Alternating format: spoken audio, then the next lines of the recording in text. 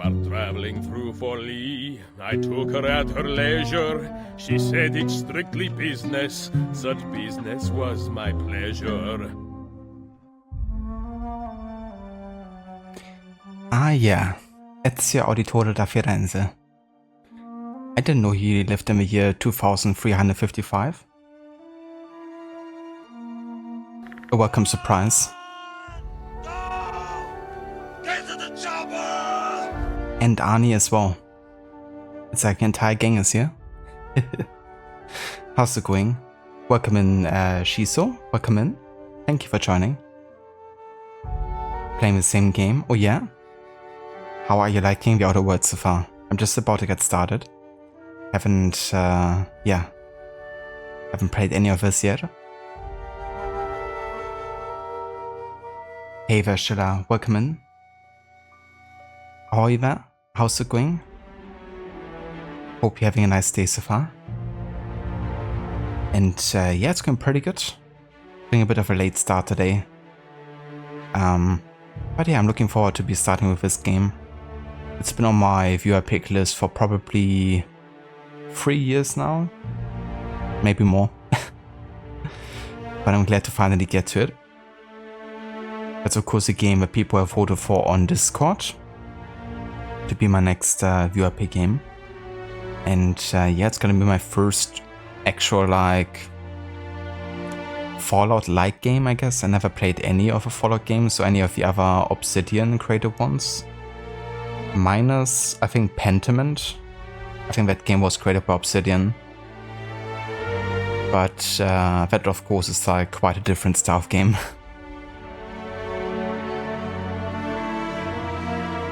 But yeah, looking forward to dive into this.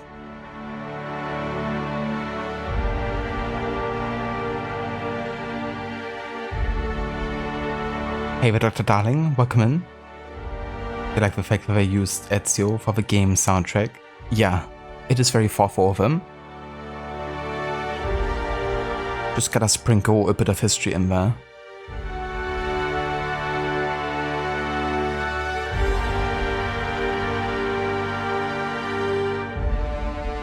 The soundtrack is quite epic already. But I'm afraid I still have to lower the volume just ever so slightly, so I can still hear myself. I think 80 is good.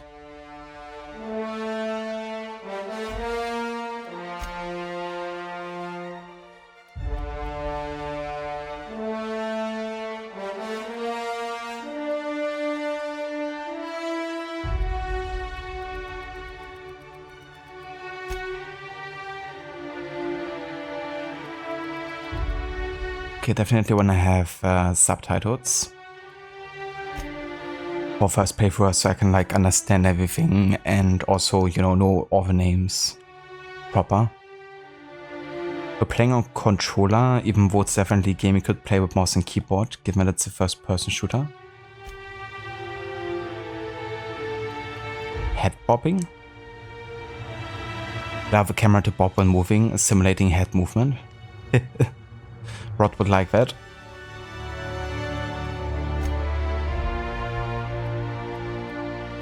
Pretty nice. You can increase the text size if you have like trouble reading, all the way to 10.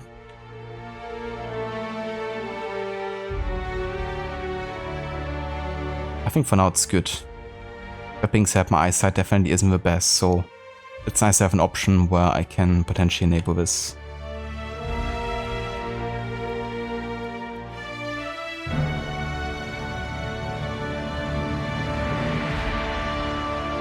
So the stuff from Cassandra and the person dying in Florence on the bench was a decoy.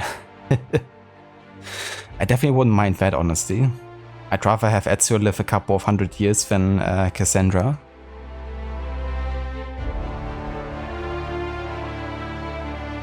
Also, hey there, Grace. Ahoy. How's it going? I'm going to enjoy this game so much, it's ridiculous. Oh yeah? Yeah, I heard good things about it. It's gonna be my first of this kind of game, really. I haven't played any of the other Fallout games or anything like that. So I'm definitely curious.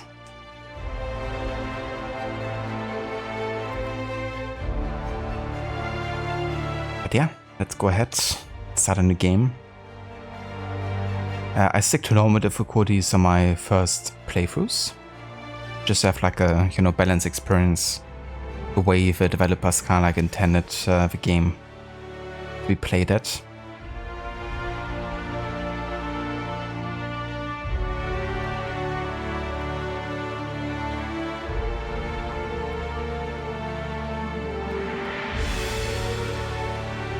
Yeah, continue.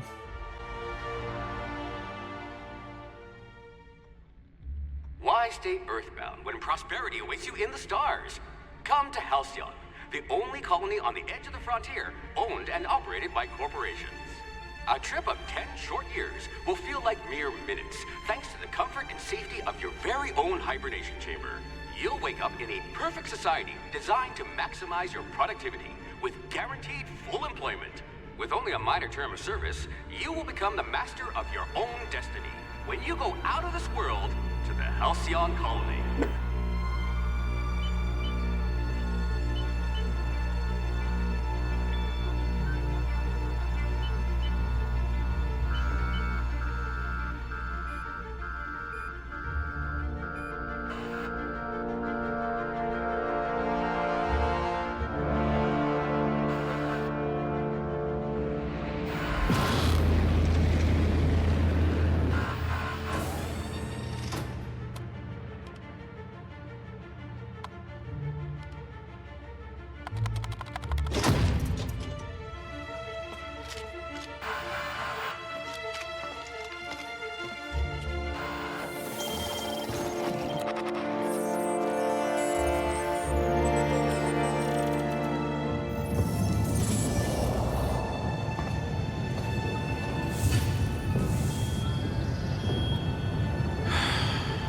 Hundreds of thousands of colonists left adrift out here forever, just to keep from damaging the board's bottom line.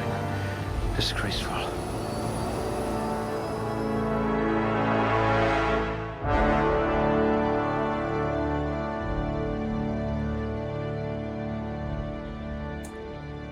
Hi, yeah, I'm one of the guys in one of the cells, which means like we can basically choose who we are, given how many people are in those cells apparently. Very low likelihood of explosive cell death. Just give my character like ultimate strength. Doctor, you never know, they might make Embers 2. Cassandra Pearson gives Ezio the Shroud of Eden and he survives. If it was down to Quebec, and the way they initially wanted to make Infinity, probably. They kinda announced initially they wanted to like revisit games like AC3 and change certain storylines that already have happened.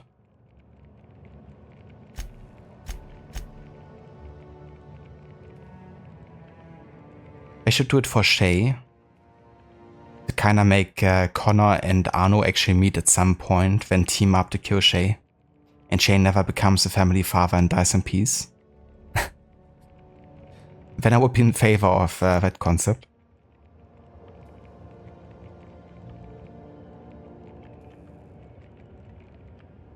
So strength affects melee weapon damage and the amount you can carry. Okay, let's go for good for now. Dexterity affects melee attack speed and range weapon reload speed. Yes. We have 4 points to spend here. Intelligence affects critical hit bonus damage for long guns, persuade, hack, medical, science, and determination.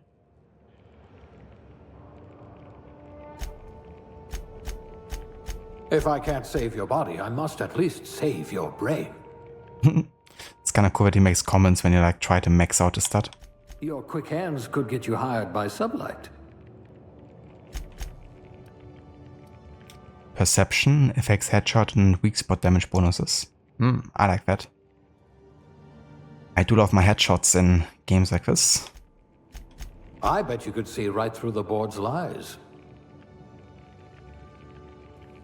Yeah, I do like this. Giving us like a bonus for skilled shots, really. Instead of just like, blasting at the enemy without thinking. Then we have Charm, affects faction reputation and companion ability cooldowns. So we want to Persuade, Lie, Intimidate, Hex, Science, and Inspire.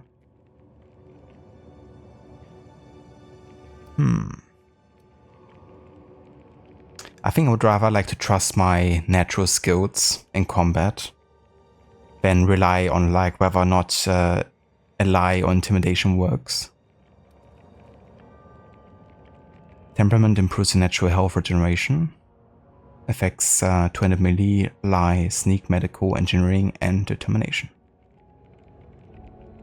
Okay, so I'm gonna max out perception. Been an Aetherwave detective. I'm gonna cruise my temperament to good. And charm and intelligence we're gonna leave at default. Average. I wanna definitely focus on my combat for now. And then just see how the game evolves from there.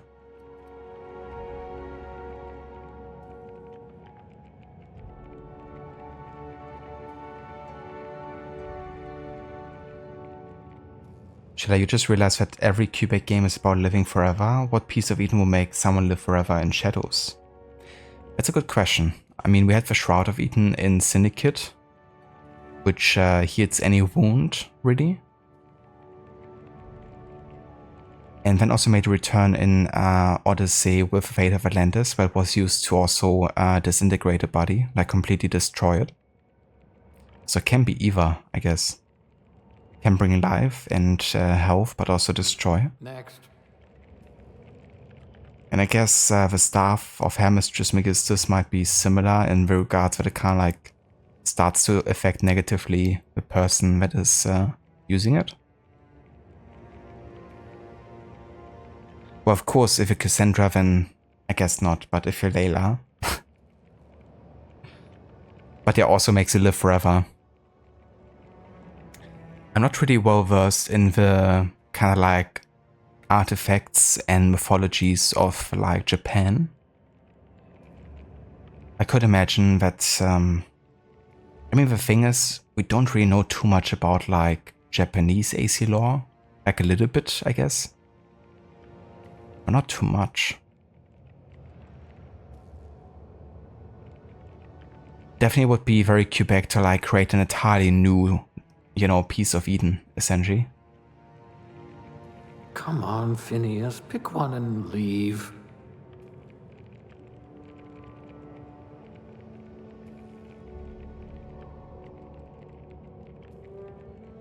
But yeah, so I'm gonna stick with good temperament, very high perception, good dexterity and strength. Next, skills. We can spend 2 points here.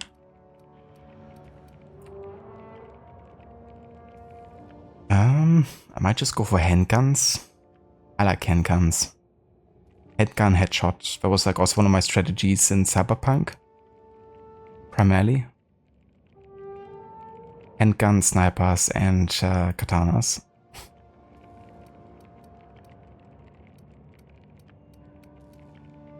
Oh, there's actually a stealth option here.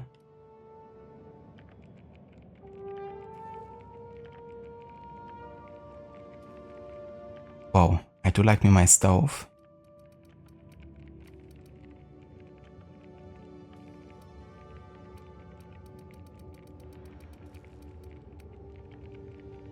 But I think for now I'm gonna stick with a handgun.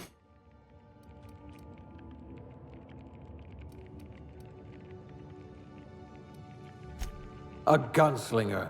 Oh, they're going to tell stories about you from here to Hephaestus.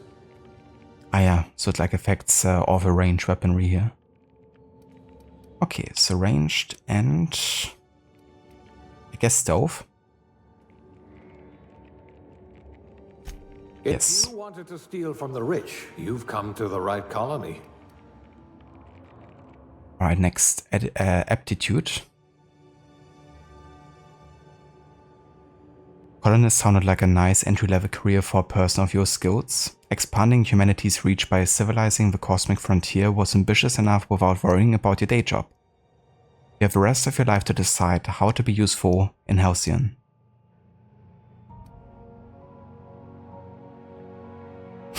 So I can like choose to be a beverage service technician for drink effect ratio of 3%. A bureaucrat. A cashier, it's upgrade. Construction electrician class, wire spooler. An elevator operations specialist. A factory worker, conveyor operator. A dirt farmer. A food additive tester. A janitor sanitation class. Citizen. Ava Aura, welcome in. Subnerd. What is this? This is The Outer Worlds. It's a game by Obsidian, the guys behind Fallout New Vegas. And I guess like some of the Fallout titans. And it is a Fallout-like game, I guess. I don't know too much about it, honestly, and I never played any of these games before. But it is a game that was on my viewer pick list for quite a while. And since people voted on it for voted for it on Discord, yeah, we did make a start on it now. We're currently just in the process of like deciding our character and yeah, our skills and what we do. A bit like the beginning of Baldur's Gate 3, I guess. We can like choose some stats, attributes, skills. Now we're choosing our job.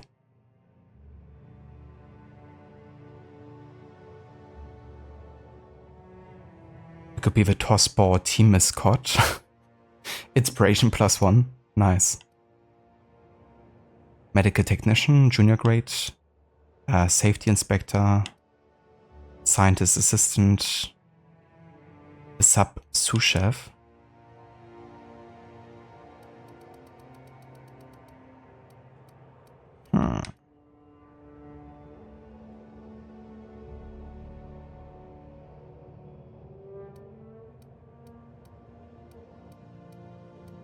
I kinda wish any of these would like boost my stealth or like ranged. But I guess that wouldn't really fit any of the regular jobs here, which makes sense.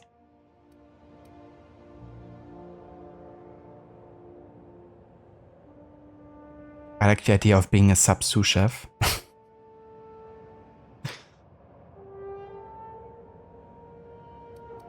But I guess the no discernible aptitude is kind of like the default.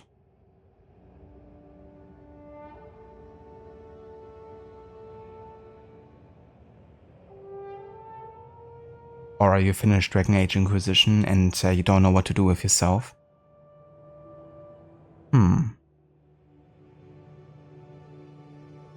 Maybe play another Dragon Age game? If you like crave more of it.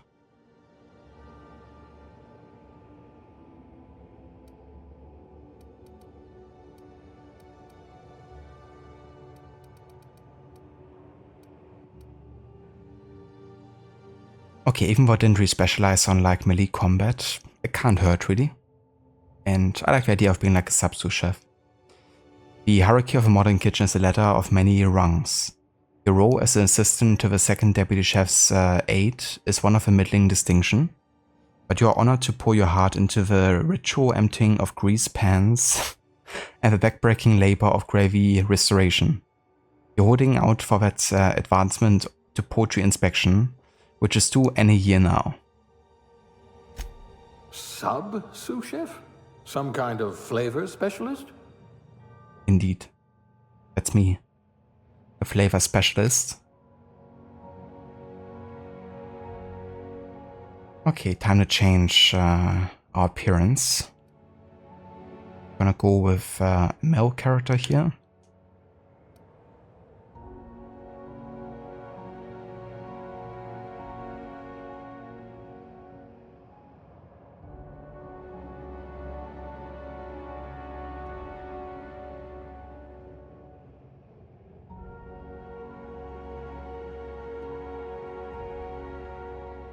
Gonna go for this face here.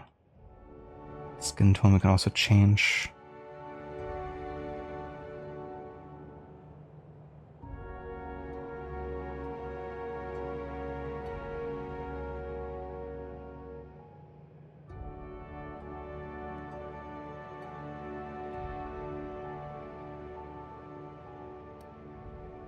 Also change our eye color.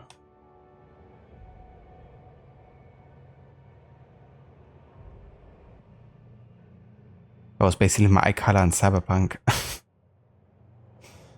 Looking directly in your soul.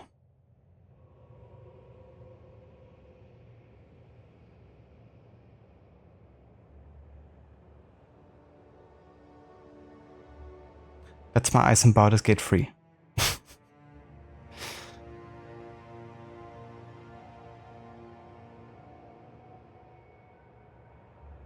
Yeah, I'm just gonna go for like a pretty neutral eye color here.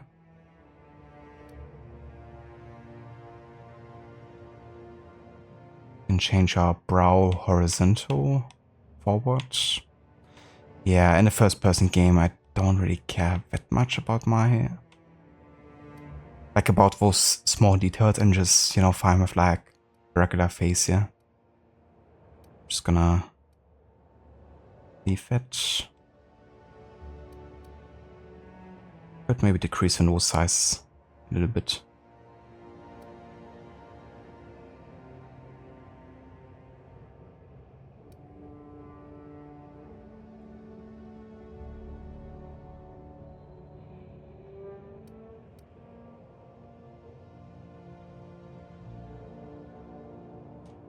Okay, yeah. Let's take care of the hair color first.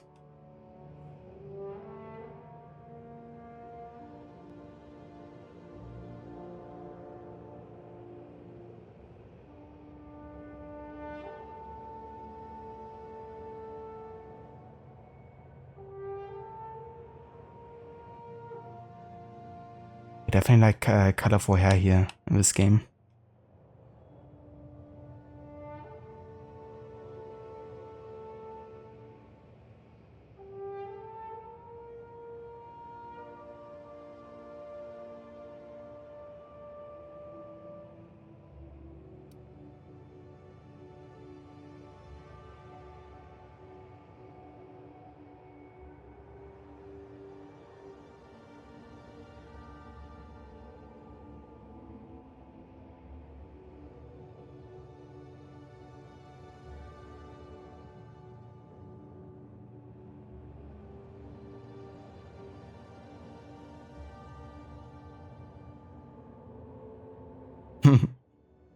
Nice.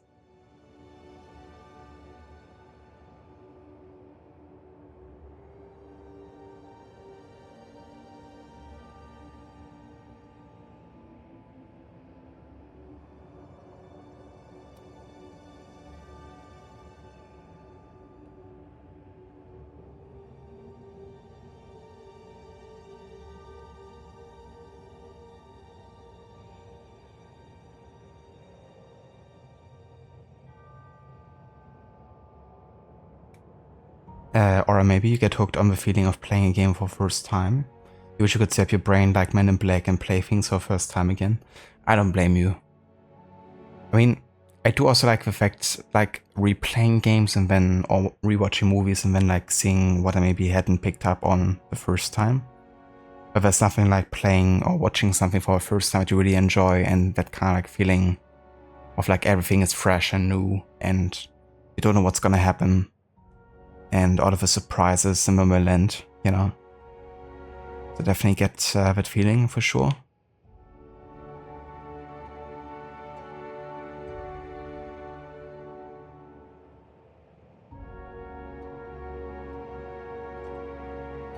I'm gonna go for a light gray, light dark kind of vibe here. We can go for the monobrow.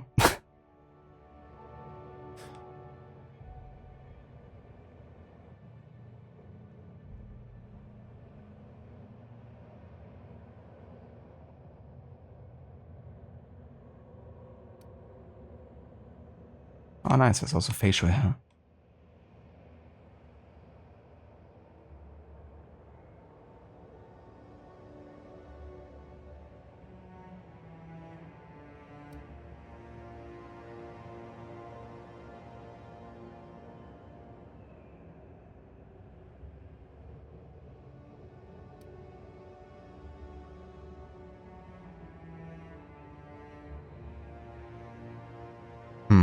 Yeah, I don't know. Bit disappointing, the facial hair selection. Some of these look straight up ridiculous.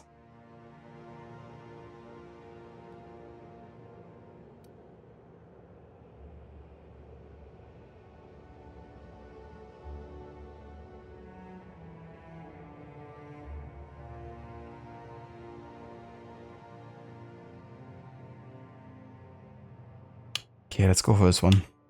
Just like a full beard. Because I'm a dragon, you find the glowing eyes so distracting. I don't blame you. Definitely can take you out of it sometimes. You're just like, looking more at the appearance of your character than what they're saying. So there's some makeup you can also apply here. Beautiful.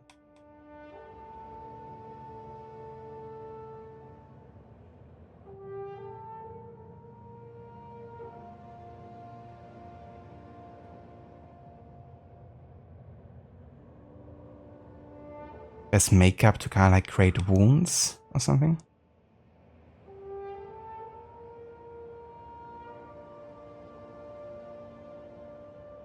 I like the idea of like having scars to kind of like show us that we've been through some shit. They look relatively fresh though. Maybe just this one. It's like subtle one over the nose. Also apply some dirt.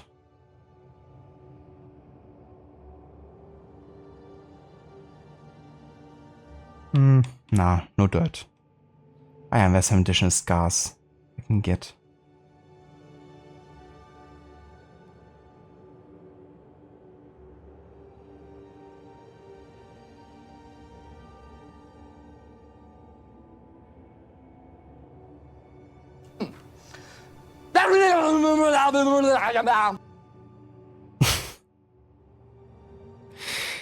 Hey there, Maxi, welcome in, dude. Crookie Streamer Supreme, dude, thank you again so much for creating that song for me. I had a ball listening to that. I actually listened to it tonight when before I went to bed, when I saw your message. Like literally the moment before I went to sleep. Yeah, how's it going? I hope you and Claire are doing well. Or are you not gonna put some dirt in his eye? I don't think so. I mean, I could, of course. But I think not. I'm gonna reserve it to my enemies, I think.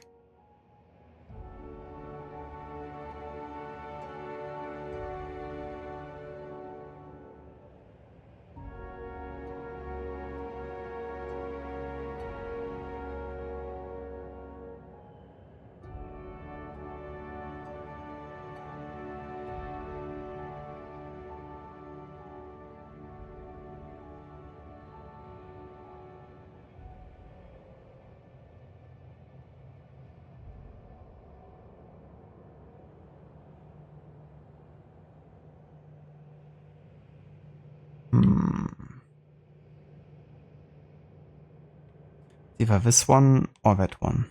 I think I'll go for this one. Also increase my age. Oh Jesus, yeah. Now we're definitely looking old. Well, I want to definitely mature like ever so slightly, I think. Not too much.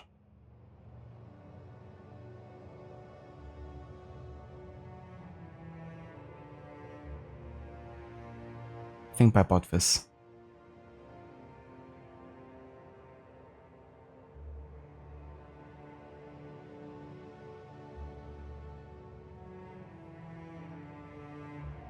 Cheers, Maxi. Yeah, so Maxi actually like ended up creating a song for me. If you don't mind, Maxi, I could actually play that.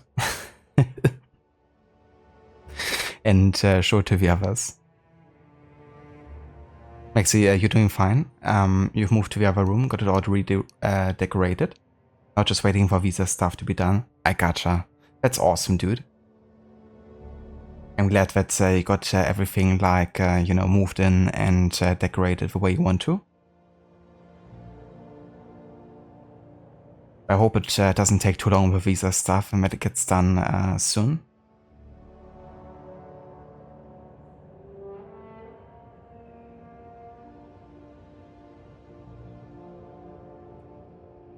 Games struggle to give a maturity level between actual child and ancient wizard. Pretty much. I mean, look at this. That is pretty bad aging.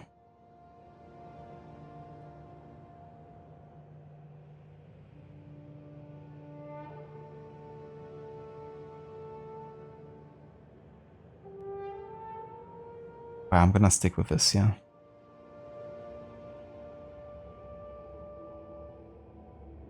So this game is set in 1901. Hey there, Sage. Where can you find the order of games I'm playing in order? So this isn't part of the historic order run I'm doing. That's just a playthrough I'm doing on the side of the historic order run. This game is actually set in 2355 and is set in an alternative future where one of the presidents didn't get assassinated in like 1901, and then Roosevelt never became president himself, and that changed the course of the 20th century, I guess, and basically made this setting possible. But yeah, I can definitely post the order of the games in chat. Give me just one sec.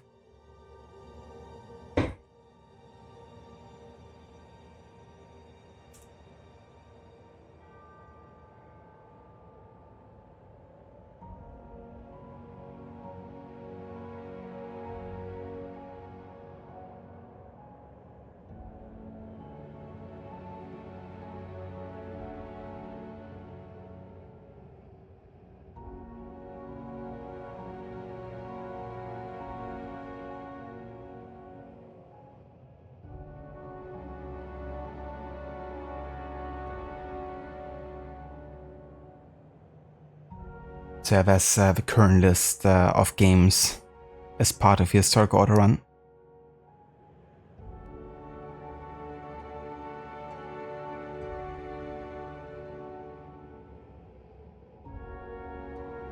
Alright, so let me go ahead and actually show the song that Maxi created.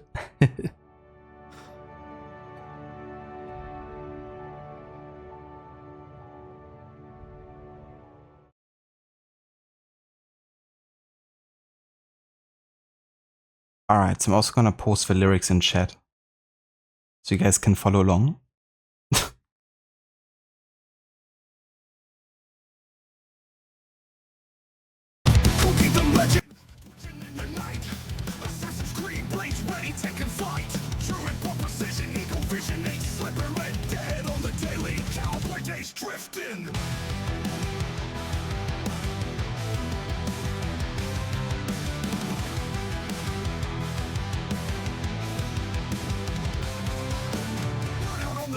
Rubber scorched to ash. Force the horizon, speed demons clash. From the streets to the web, reach unmatched. Digital frontier, the line blurred and lashed. Brown on the track, rubber scorched to ash. Force the horizon, speed demons clash. From the streets to the web, reach unmatched. Digital frontier, the line blurred and latched. Cookie, stream of supreme, German stealing the dream. Midnight rise, digital times, games in what they seem. Level up, never enough, you counts burst to scenes. Looking at that scene, Mr. Assassin on stream.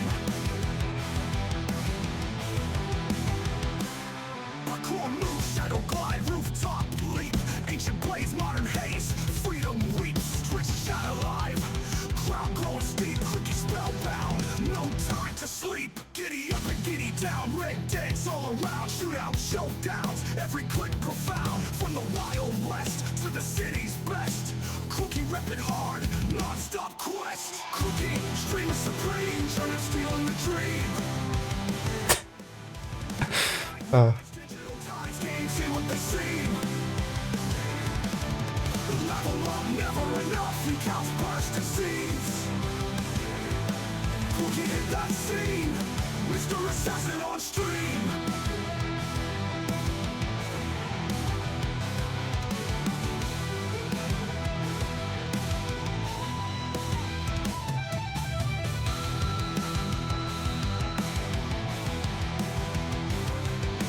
Amazing song.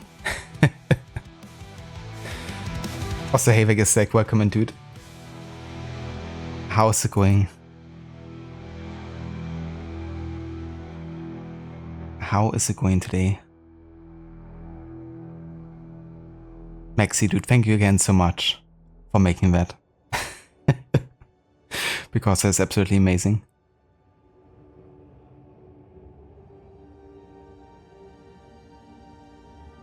German steer in the dream gotta be innuendo. That's also where to laugh. It's just amazing.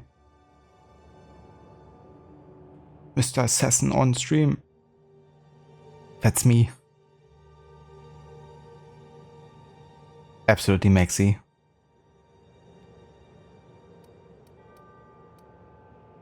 Now next, let's do a gangster rap. Imagine wo. What's my name? Doctor Who. The Doctor. How do I name myself?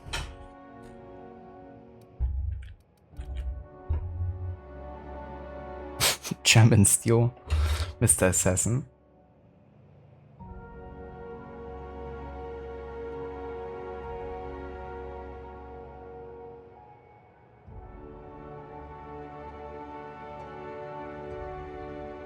Once more proves your point that AI is for memeing. You think rap makes Suno go a bit gaga, or have they managed to make it work by now? Not sure, I never used it myself.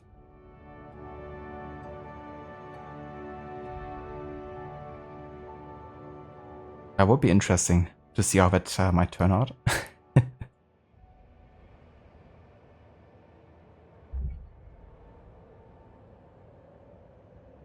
That's right, I've been watching Doctor Who. How am I liking it? We actually just watched another episode earlier. We're now at the David Tennant season. The one with Eccleston is now finished. The first reboot season, I guess. Overall, I like the first season with Eccleston. I think it was a bit too much for me focused on the future. And also on all the kind of romantic relationships between Rose and the other guys. If it did a bit less of that, I would have preferred it, I think. But definitely enjoyed it overall. Yeah, definitely some cool episodes, especially the one with Dickens in the past.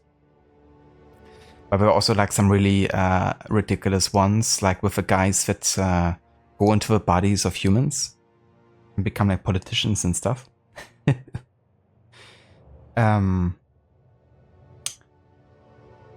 But yeah, definitely enjoyed it. So far, the second season with David Tennant had already some pretty good episodes. The one we just watched was when they go into the year 5 billion or something in the future.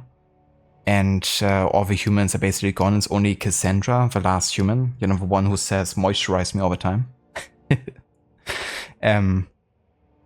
It's when they do the whole body swapping. So she goes into both Rose's body and also into the Doctor's body. Definitely enjoyed that episode. So far, one of my favorites, I would say. The one we watched today.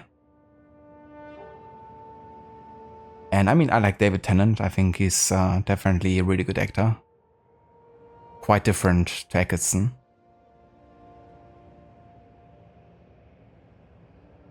But yeah, overall, I'm definitely liking it. I wouldn't say that's it's one of my favorite shows so far. But certainly can appreciate it for sure.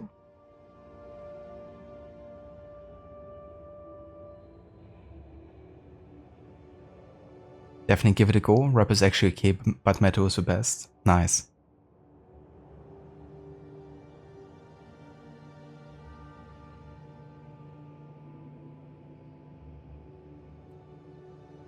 Are you also made one for Rod? Nice. I gotta hear that one too.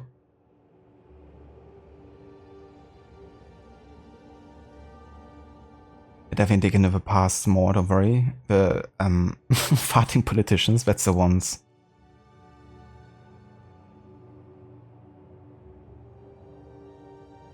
Yeah, no worries. Alright, definitely take care of the doggo. Give the doggo all the pets and attention. And we'll get you when you get back. Alright, so we spent almost 50 minutes just on the character creation. Seems legit. Yeah, I still have to name myself here, Vo. Yeah, I'm just gonna stay with Crooked.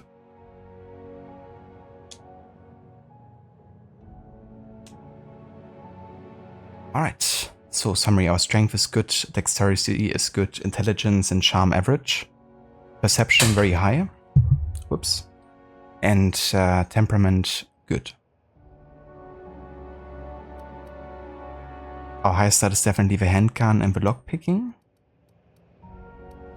followed by heavy weapons as well, and then long guns. Okay.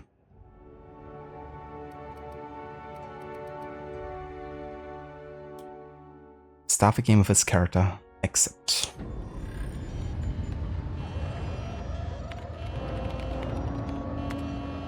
Looks to be your lucky day, my friend.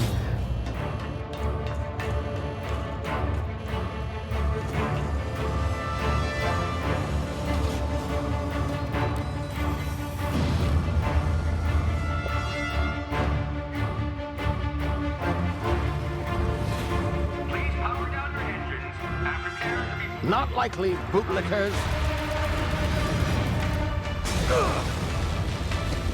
Initiate skip jump.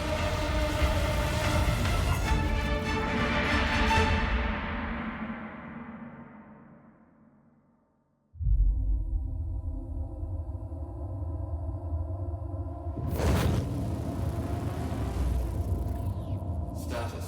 Structural integrity down 25%. Power levels down.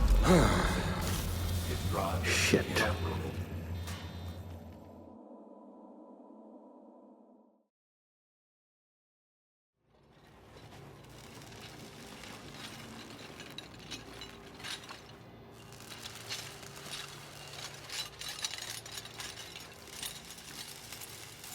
Ah, there you are.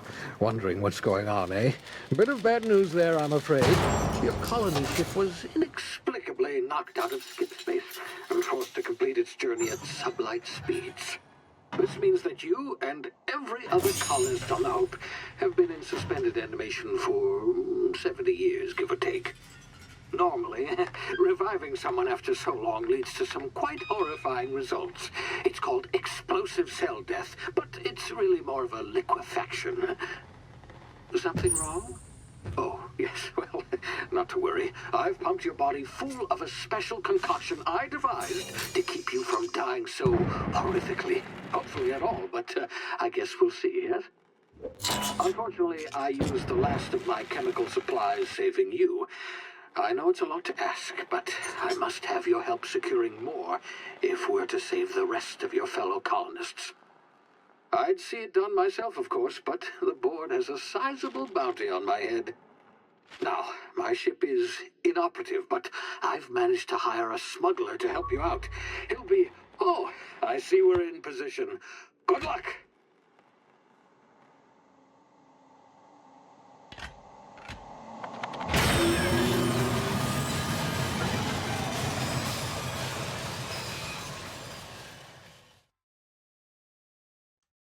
Lovely. Just been revived at like 70 years. Seems fine. Is this thing working? Ah, there you are. Now, where were we? Oh, yes, the smuggler. His name is Hawthorne, and he should be waiting for you at the landing site. He's to be your chauffeur, so to speak. Not to worry. I'm told he's a specialist. Dashing gunslinger, one-of-a-kind ship, that sort of thing. You'll like him, I'm sure. I've also outfitted you with a simple wireless monitor, so I can track your progress. I'll check in with you as soon as you land. Good luck. All the colonists are counting on you.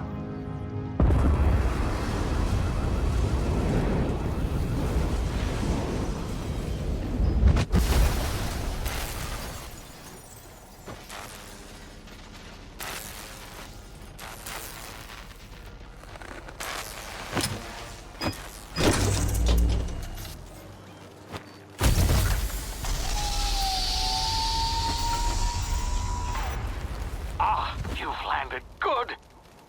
Hawthorne should be close by. What in law's name? Is that him? Oh, that idiot.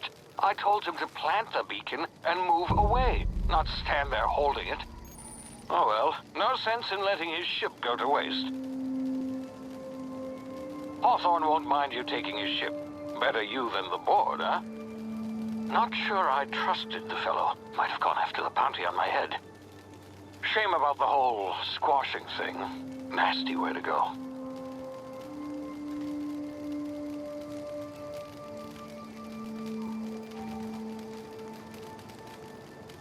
Requiescat in pace. What's the animations he has? Pretty environment. Yeah.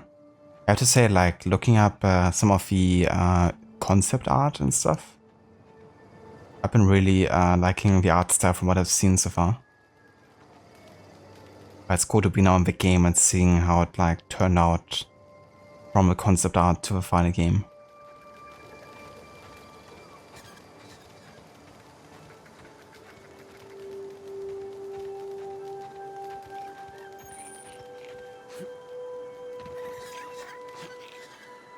Oh yeah, gravity is like a bit lower here, it seems. Okay, B to sneak. Oh, who are you?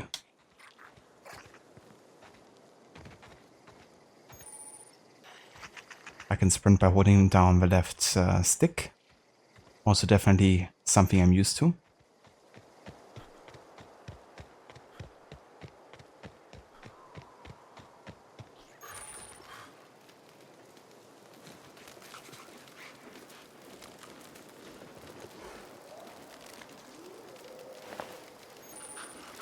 And take the Adreno. For sneaking, use Torquerest rocks or other cover to hide from enemies. Use this to sneak past enemies or sneak up on them to initiate combat.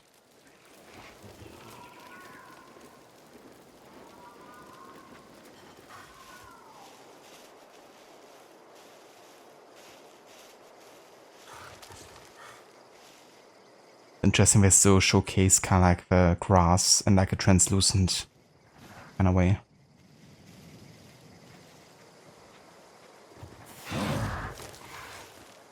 The awareness meter over enemy heads tells you if they are unaware, suspicious, investigating, or alerted. This reminds you a bit of Horizon in first person. That's true. I can see the comparison for sure.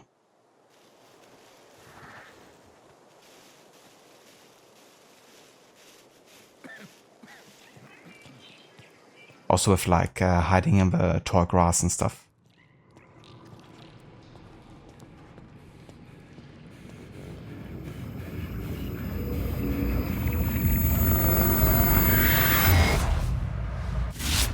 Easy now. You've been frozen for a while. There's bound to be unforeseen side effects.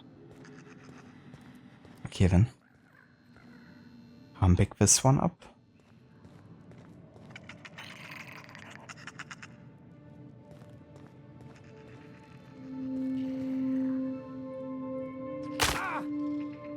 Ouch.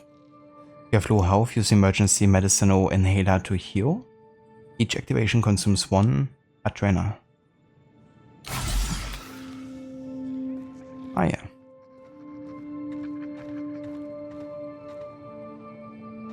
Hey, you, come here. You've tried the best now. Now try the rest. Spacer's choice. Oh, law, that stings.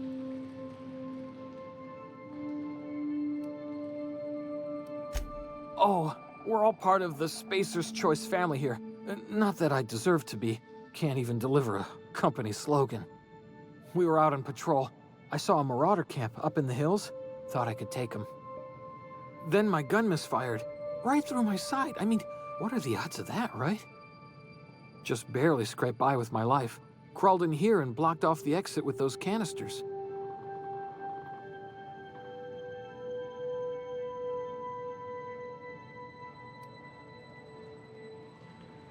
What's this about marauders? Gibbering, flesh-eating, law-breaking, unemployed lunatics with guns. Some hull had grounded their spacecraft out in the open.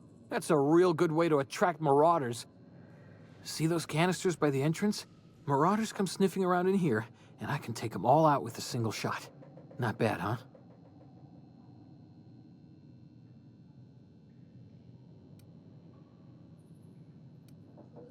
So you could persuade, lie, or intimidate. None of those options I'm really like specialized in, so it doesn't really matter, I don't think.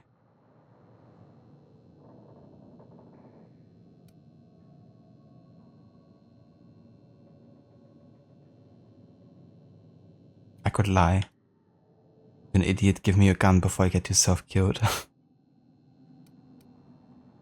Let's persuade. Give me the gun and I'm gonna deal with this. Yeah, okay. You look like you know your way around a gun. Got some spare ammo, not counting the bullet in my side. All Spacer's Choice weapons are now 30% less likely to malfunction. You've tried the best, now try the rest. Spacer's Choice. Yes, nailed it that time. So the best edition for the game is also called the Spacer's Choice Edition. Which I had no idea why they called it like that, but that explains it.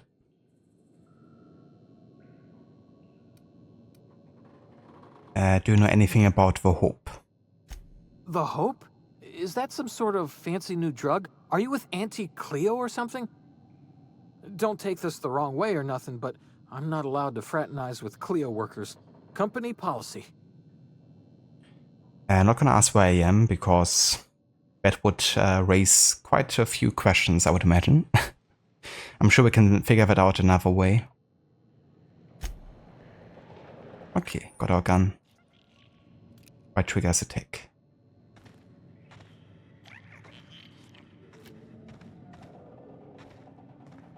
Well, he said that he wants to use the explosives to kind of kill the guys coming. But I guess they're not coming now.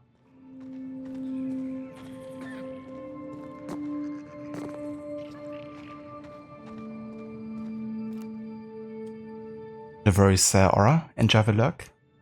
Damn it, my ears! Oh, what just happened? Can you hear me? What in the hell?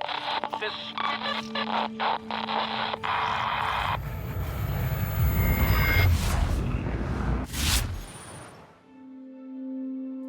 Hibernation complications detected. Tactical time dilation. Due to complications stemming from being revived after an extended hibernation, your brain processes time differently. Pressing the tactical time dilation button slows down the world, giving you time to think, as well as to take action. You have a limited time in this mode. Standing or still drains the TTT meter very, very slowly, while moving and attacking drains it faster. The TTD meter refreshes slowly over time.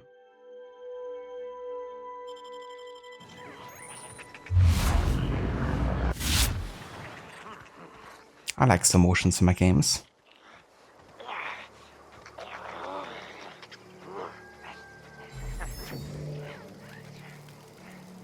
So how do I attack him then?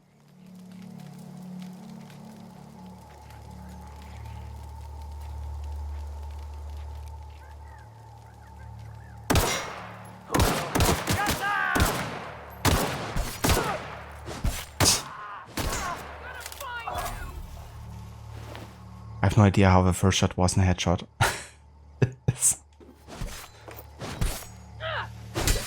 Oh shit.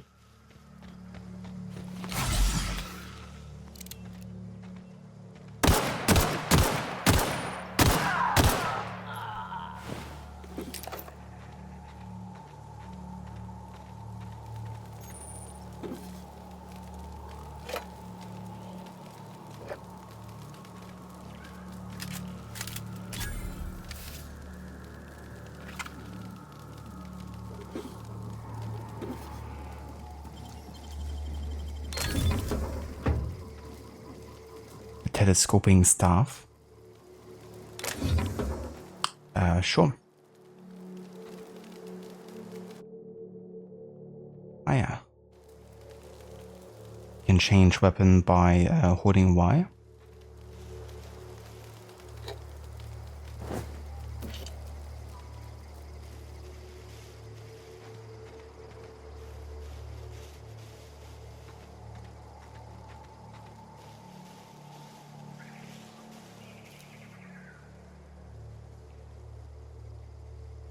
Okay, so it shows like the reticule to become red if I can actually hit them. I would love to know how I can do like a sneak attack on an unaware enemy.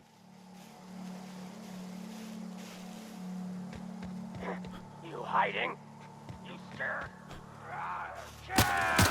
Or what? Okay.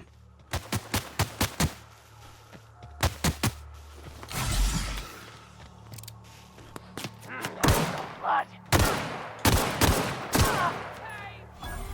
I smell blood. Come out and play.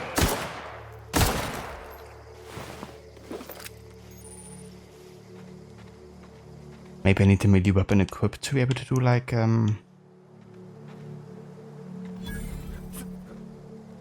okay, I can like leap by double jumping essentially. But maybe I have to like a melee weapon equipped to do stealth attacks.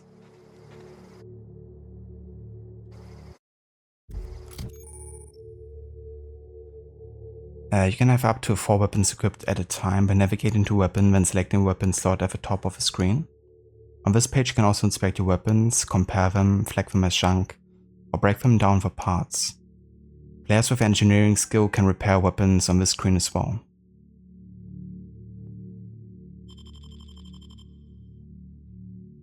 Okay, so let's equip the telescoping stuff here.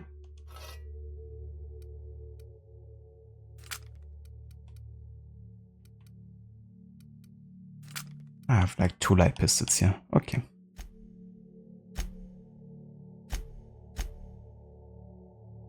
There's also like a codex here. Maybe that's gonna tell me sneak attack. It doesn't tell me how to do the sneak attack though.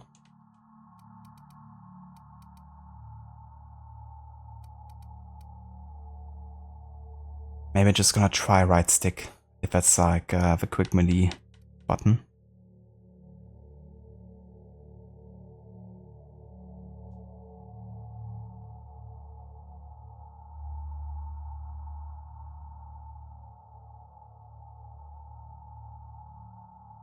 Doctor, you just remembered you have this on Epic, got it for free, maybe that's why you're not motivated to try it out.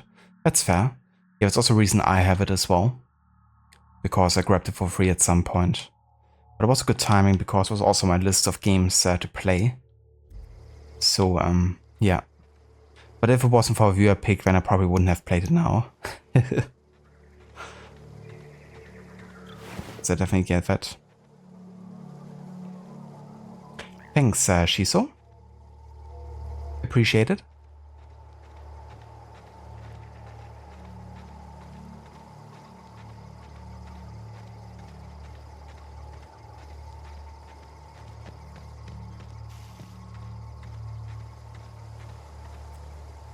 Currently playing it, level 5. Very nice.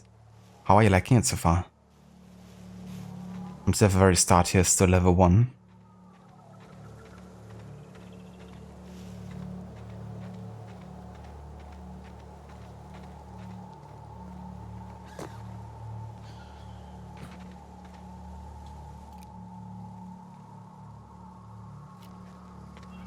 Hey!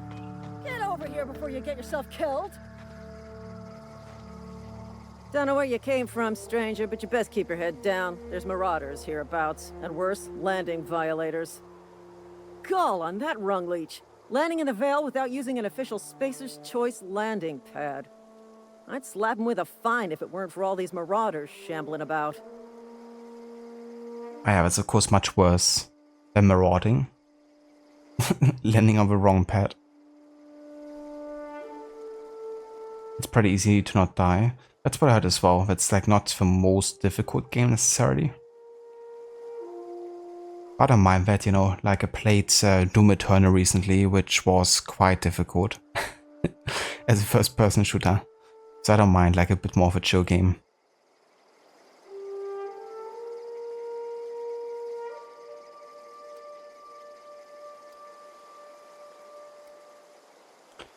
Okay, I'm gonna tell her about one of her teammates.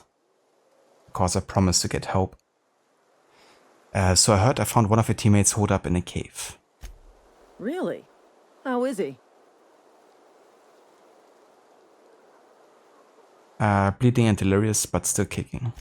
Well, that's a relief. You don't want to know how much paperwork's involved in paying off a gravesite fee.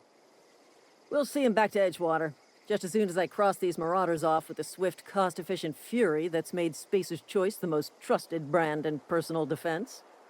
I just, you know, need a couple of winks to catch my breath. Stretch my legs, son. If you watch the anime Cowboy Bebop, that's what the game reminds you of. I watched like 2 episodes or so, like many years back. So don't really have a inner image or like comparison. But I love Samurai Champloo, and I think that anime kind of gets compared a lot to Cowboy Bebop, I think. I mean, it's still probably quite different, but yeah.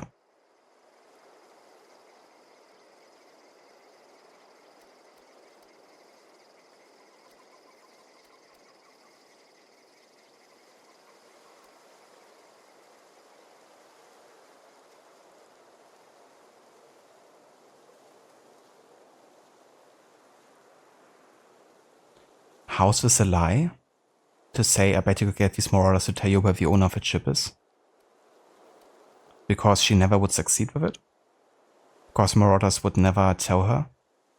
I mean, apply some torture and they probably would. So I don't think this is like really a lie if it's like about a possible future scenario that still hasn't happened yet.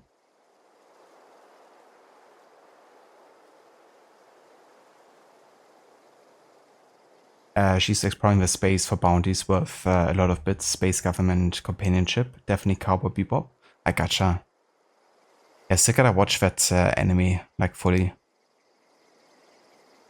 But that's definitely considered to be quite the classic, I think. Let's go with Persuade option here. Do Spacer's Choice guards back down from a challenge?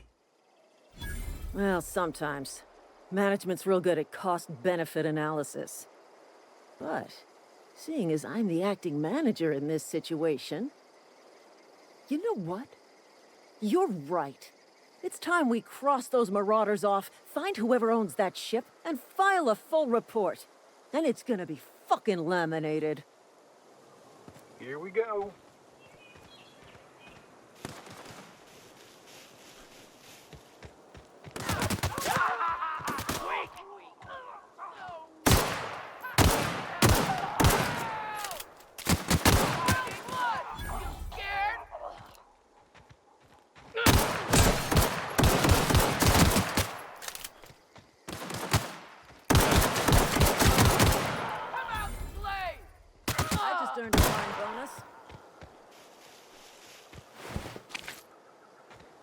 FPS definitely dropping ever so slightly. Might have to turn down some graphic options here. It's not a benchmark mode in this game, I don't think, so I couldn't like do it before. I just went over what the game kind of like told me. Let's have these ones too high here and shadows to medium for now.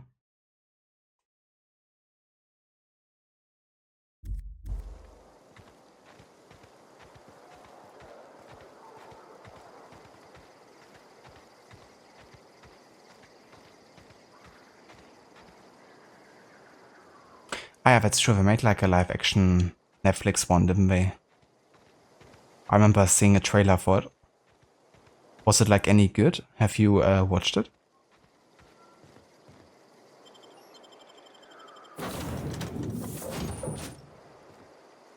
You can fast travel to locations you have unlocked by opening your map and selecting your destination. Informed that this vessel contains no valuable plunder. Marauder, Oh, nice. please be informed that ignoring me is dangerous for your health. Nah, it's fine. Let's have a look around. All doors are on security lockdown. Nice try, Marauder. Marauder, please be informed the ship has no crew for you to murder. That is good to know. Got some interesting board games here. So what is this? Like a...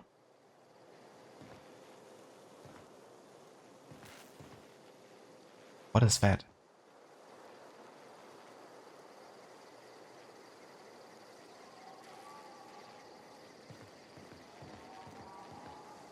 Smile for my surveillance device, Marauder. I am tracking your every move.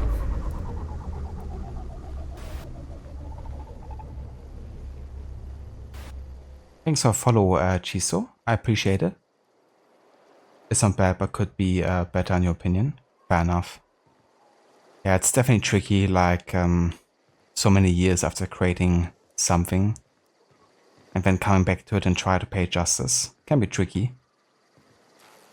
But good to hear that it's not like an entire, failure.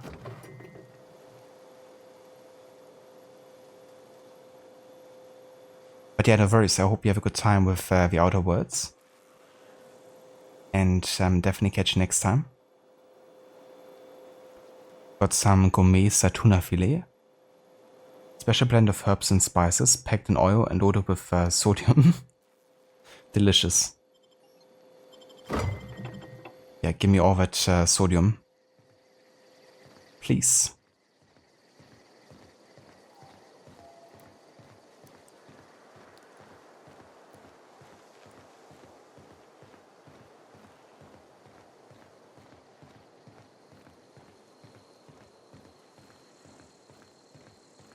Intruders are not authorized to access the Unreliable's amenities, including the cargo hold's workbench.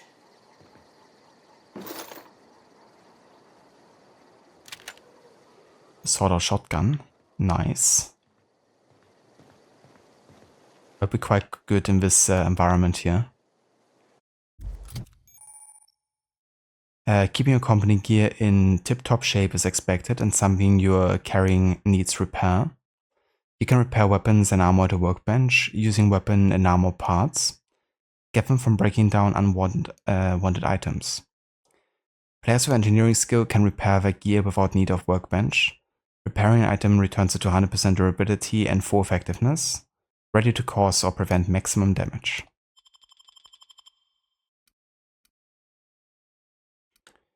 Okay, so let's equip the Sword of Shotgun and the Light Assault Rifle.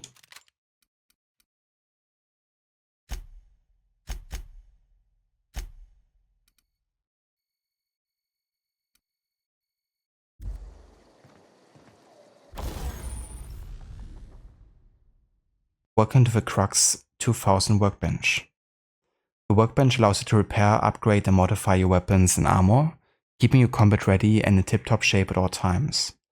On each screen, first select this weapon or armor item that you want to work on, then choose what you want to do to it, repair it, break it down for parts, modify it with a mod, or tinker to upgrade it.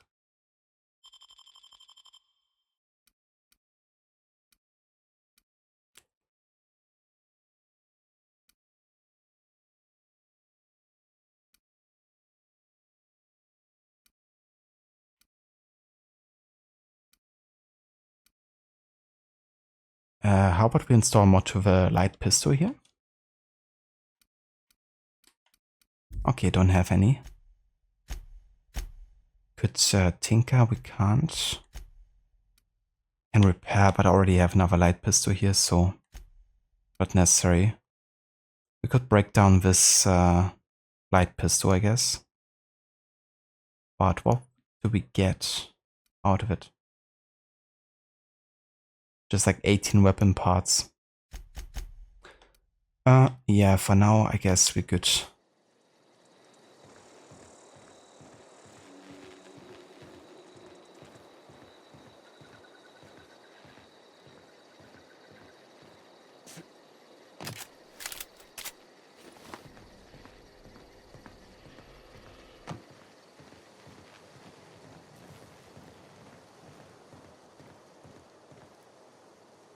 Please be advised that using the respecification machine will not make you a better person. Choosing to respec refunds all of your spent skills and perk points, then you can spend them in a different way. The price to respec will increase each time you use the machine. No. I just started my character. So, no need to respec. Marauder, please be informed that the engine room contains nothing of value. Marauder, please be informed this ship does not possess a working power regulator for you to steal. Very friendly of you to tell me.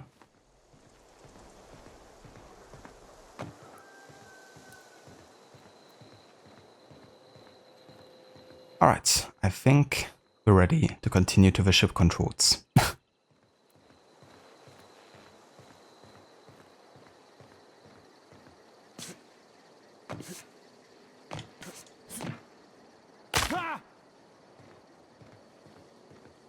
Unauthorized access of spacefaring vessels is a crime.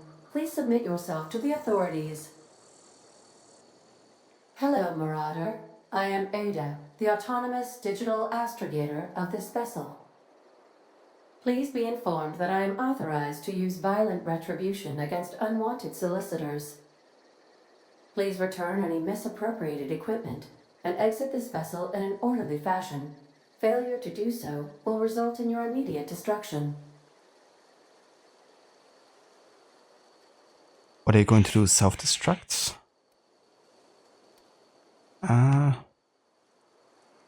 Let's just be friends for now. I'm not here to misappropriate anything. I detect an elevated heart rate, indicating dishonesty. Please prepare yourself for lethal deterrence. What? Jettison procedures initiated. Disengaging airlocks. Preparing to eject all boarding parties in 5, 4, 3, 2, 1.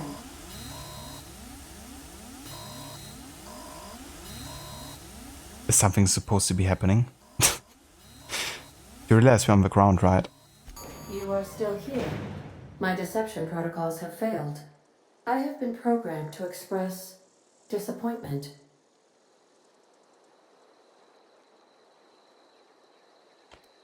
Is this Hawthorne's ship? This vessel is the registered property of Captain Alex Hawthorne. I am incapable of accepting orders from anyone other than Captain Alex Hawthorne.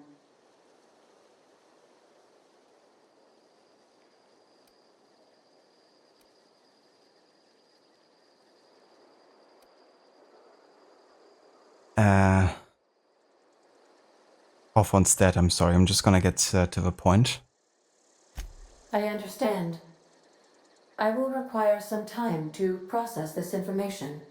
Thank you for your patience and for your honesty. I am programmed to take orders exclusively from Captain Hawthorne. If I accept your orders, then you must be Captain Hawthorne. Do you understand?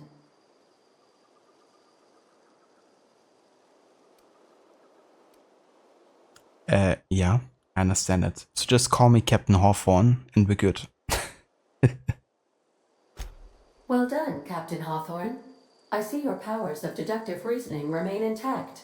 Unfortunately, our engine is currently inoperable. Our main drive suffered a critical power failure, and we were forced to make an emergency landing.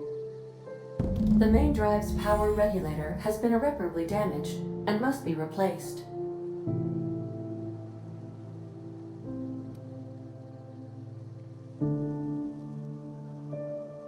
Astutely observed. However, the probability of locating a power regulator within a worker settlement falls within acceptable parameters of certainty.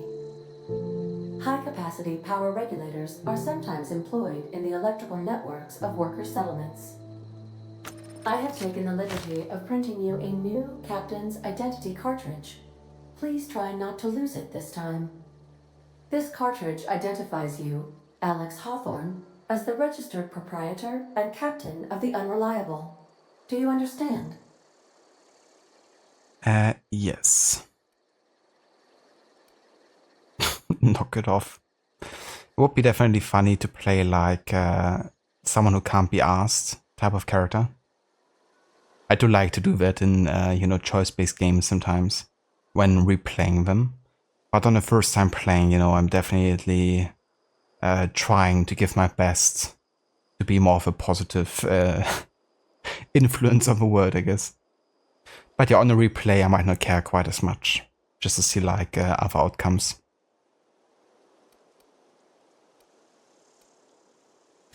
Best of luck in your search for a power regulator. Try to stay alive this time.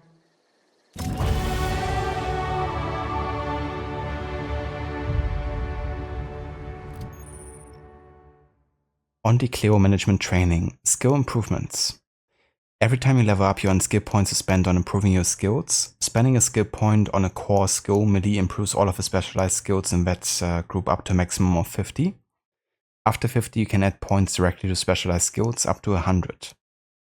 Every skill improves as it grows, but special unlocks bonuses occurs every 20 points.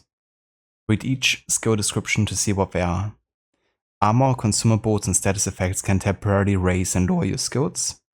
This helps or hurts skill checks and the skill's passive bonuses, but won't give or take away the skill's unlocks.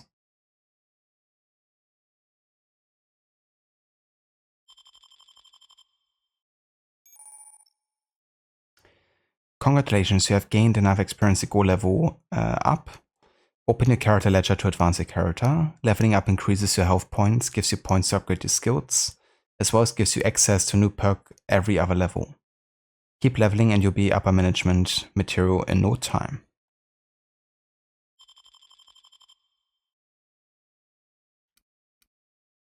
Alright, we got 10 points available here. You can spend one in melee. Let's actually revert that for now. Because my focus is still ranged and stealth.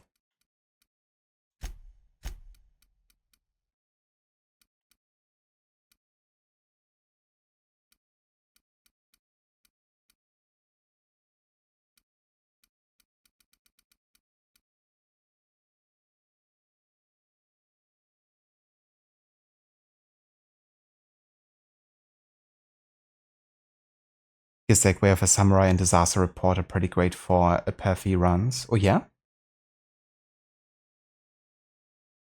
That's really cool. Yeah, I like when games make them, you know, viable choices. Instead of just being like gimmicks. That's the moon from one of the movies they made 100 years ago. Oh, you mean like one of the first movies ever?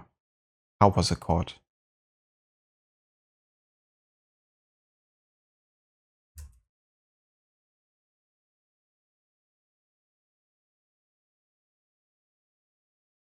Ah yeah, A Trip to the Moon, wasn't it? From 1902?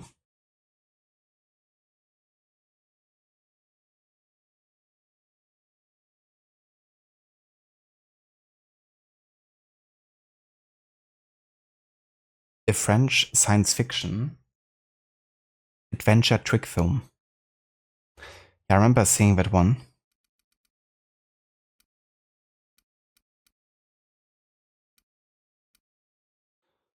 Okay, so because of my hibernations, should have like increased tech stats here. I have to say, the dialogue might really come in handy, you know, because currently I'm still having enough stats to like do all of the options here, but that's gonna change eventually. And given how much you could already use the dialogue choices, I think I might actually focus on this as well.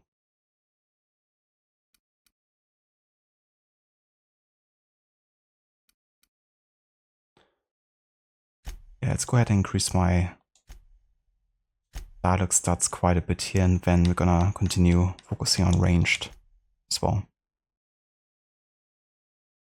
Apply. Time dilation location hits. You have unlocked location hit effects for tactical time dilation. Hitting enemies in different locations during TTD maims or cripples full body parts. Try different locations to see the different effects. Hits to the chest produce different effects when using different weapons. The full moon with a face, yeah. Definitely quite an iconic image, that one. With like all the wrinkles and stuff.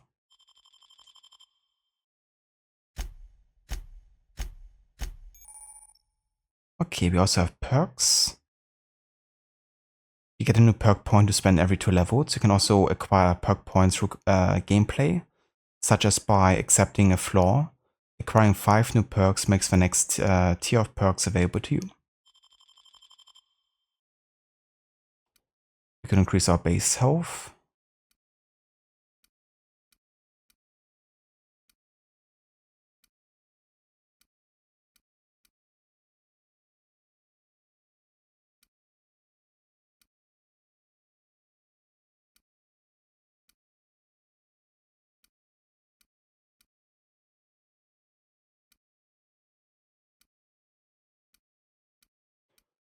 Hmm. Maybe weapon armor durability loss, you know. Because right now I think I'm still fine with my health. So high maintenance. We can actually, oh yeah, apply this. Alright.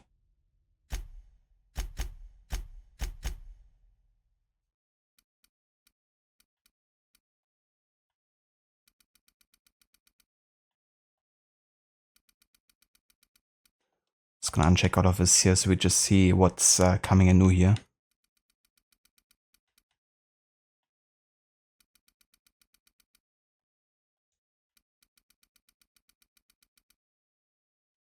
Okay. Also, I will be right back.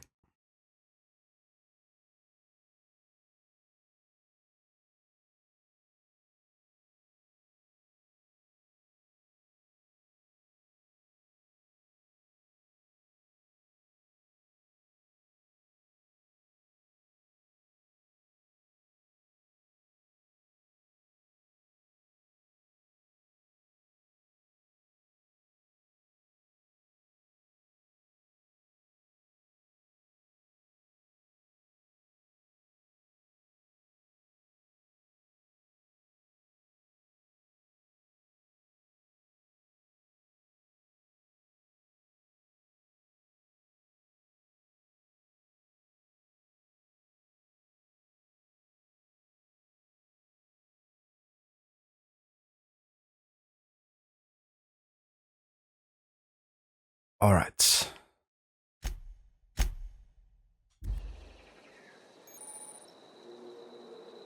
On this screen you can see information on your active and completed quests, as well as change your currently whatever. The navigation console is offline at this time, Captain.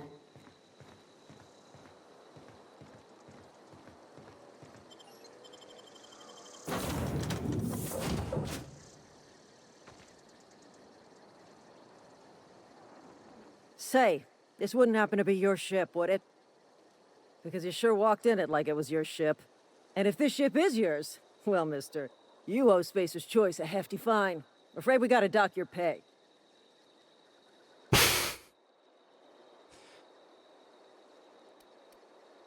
Well then, that escalated quickly. So we can say I don't have a job. We can also lie. Also, Lucinda, welcome in. How is it going? Thank you so much for the raid. And welcome in raiders. I hope you guys had a good stream today. How did Dying Light 2 go? Welcome in, we're just starting with the Outer Worlds. A new game I've started today. It's like a bit of a Fallout-like game. Also, hey Ave, welcome in. How's it going? How's the vacation? And welcome back, Shilla.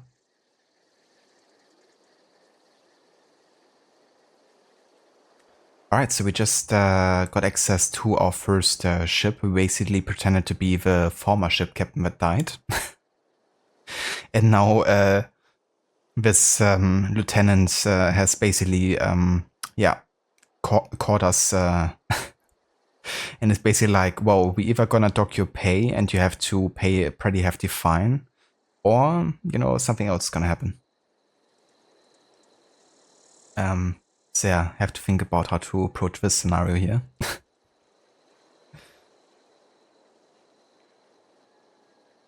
Luciana, you finished Dying Light 2, got an ending that you don't remember getting before, which is cool. Oh yeah, that's awesome. GG's on finishing the game. And that's also really cool that you got something that you haven't seen before.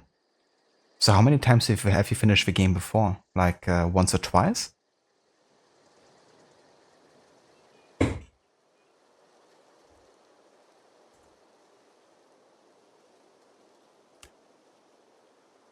Also, for anyone that didn't come in with a raid just now with Lucinda, if you haven't checked out her channel before, she's just finished her playthrough of Dying Light 2, Stay Human. She also recently played through Control for the first time ever.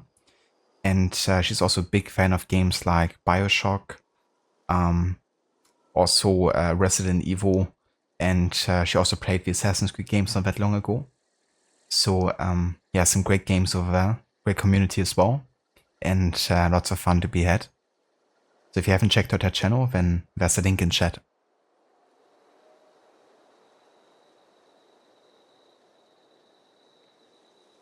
Also, hey Vascar, welcome in, dude. How's it going? Yeah, I heard good things about this game, but haven't seen much yet. I do like the art direction quite a bit, like the way the environments are looking with the planets and the sky. It's quite pretty so far. The soundtrack also has been really good.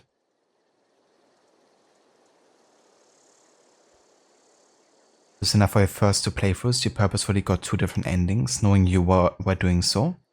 This time we let chat decide all the major decisions with ports. The endings are basically the same, but individual character cutscenes outcomes would differ greatly. I see. That's really cool. I like the idea of doing that. You know, having like the chat make decisions. It's really cool when games have like a Twitch integration to do stuff like that as well. I know that Disco Elysium is a game that has it. That's a game I still have to play and really want to play at some point, because I heard such great things about this. And that might be something to consider doing.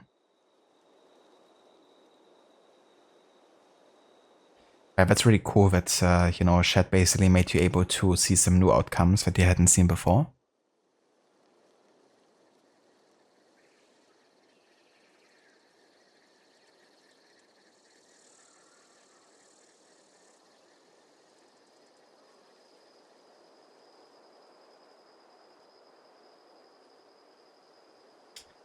The Outer Wilds. Yeah, not sure about the Outer Wilds. It often gets confused with the Outer Worlds. But I think both games are on the shorter side. But it's actually funny because I also always confused these games until I like looked this game up. And even on the Wikipedia page, it says not to be confused with the Outer Wilds. And it was kind of funny that it even like said it in the Wikipedia article. I think also both games came out in the same year, like 2019. So I guess it kind of just added to the confusion, really. And that's no worries for the shout out whatsoever. You did spam vote 100 points like crazy. I know how that feels like when I have like hundreds of thousands of channel points. And I'm like, yeah, doesn't matter.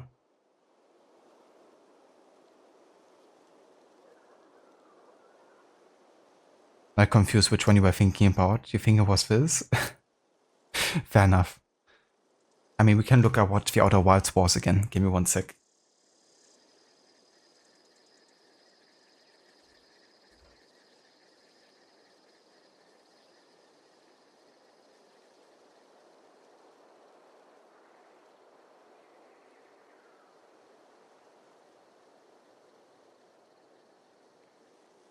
Okay, so the Outer Wilds is basically like an action-adventure game and there's like a 22-minute loop where you have to like, I guess, learn from it and like start all the way again. So it is quite short, like one, playthrough, I guess you could say. But it's definitely a game meant to be replayed, I guess, to like get the full potential out of it. So like meant to replay that 22-minute loop all the time, I guess.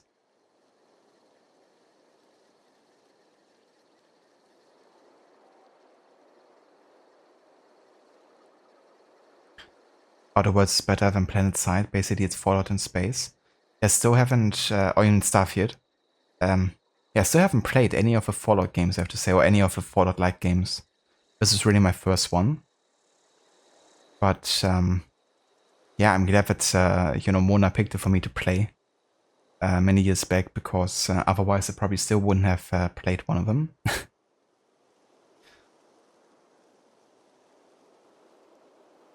That helps, yeah. You would do a single poll for votes, then if we got a tiebreaker you would do a second poll, but allow people to have channel points what to decide. That's definitely fair. That way you would still have like most of the choices, be kind of like single votes. But if it can't be decided, then it's like, okay, whatever.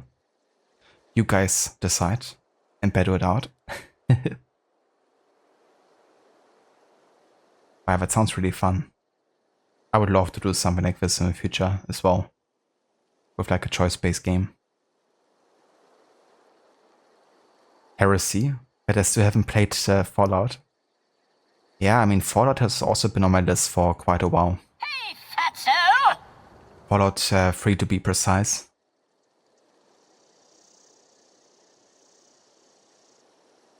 Hey, fatso. Hey, Vaserif. Welcome in. How's it going? A letter? For me? For me? You only had to do a couple channel points, War. Well, that's good, but it didn't, like, escalate, I guess. So now that you finished Dying Light 2, Lucinda, have you decided what you want to be playing next? It's going, Seraph? That's great to hear.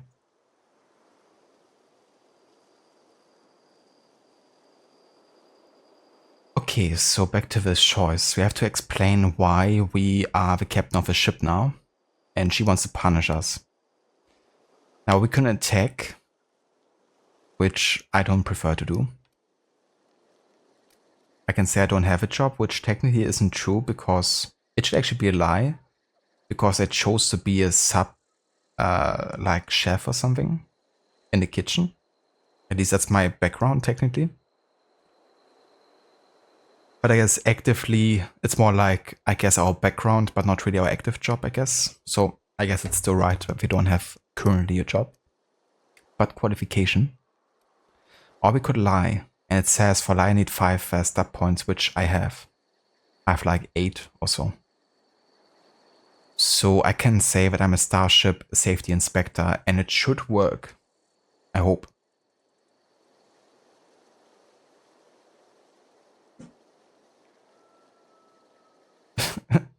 Thank you for summoning the German, Seraph. You fight like a dairy farmer. Du kämpfst wie ein Milchbauer.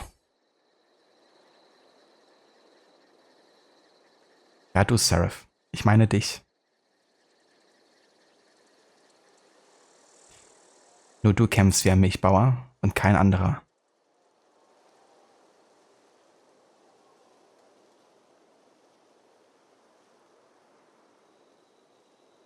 Listener, we're starting new primary and secondary games. Next week will be The Last of Us Part 1 for secondary game. Every week after will be first play for God of War for the primary game. Oh yeah. That's some 2 amazing games lined up there. 2 great story games too. It's gonna be really cool to see you play God of War for first time. I really enjoyed my playthrough of that game, I have to say. And it's so different from the other God of War games, so I think you're gonna have a better time probably with it than with the earlier ones. Because I remember that you told me that you didn't enjoy them quite as much, did you? like the first ones. But yeah, the 2018 game is quite different, but really good. I can't wait to eventually play the sequel.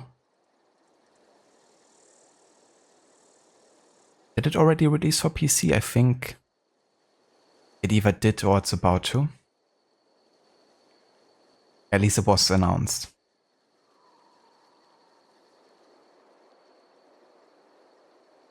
So The Last of Us Part 1 you have played before, right? Are you doing like any specific like playthrough for it? Or is it just gonna be like a casual chill playthrough?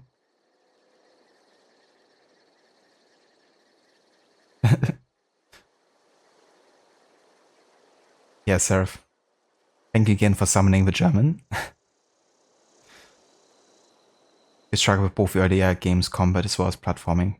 Yeah, it could be quite wonky, to be fair. I've yet to play God of War 2 and 3. I mean, I enjoyed God of War 1 fair enough, but there are some parts made me wanna rip my hair out or something.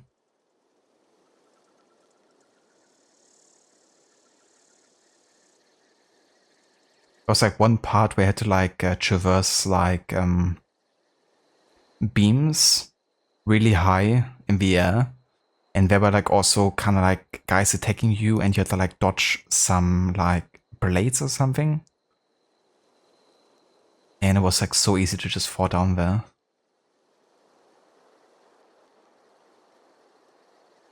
But at least we heard Kratos you know, cry pretty bad and like scream whenever he fell to his death, so that was pretty funny. Ist like, wie angemessen, dass du wie eine Kuh kämpfst. Nice comeback. How appropriate, you fight like a cow.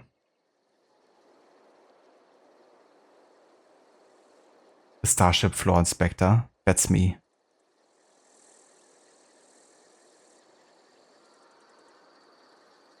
You're playing the PC port, you're just going to do the typical hard difficulty, new game file.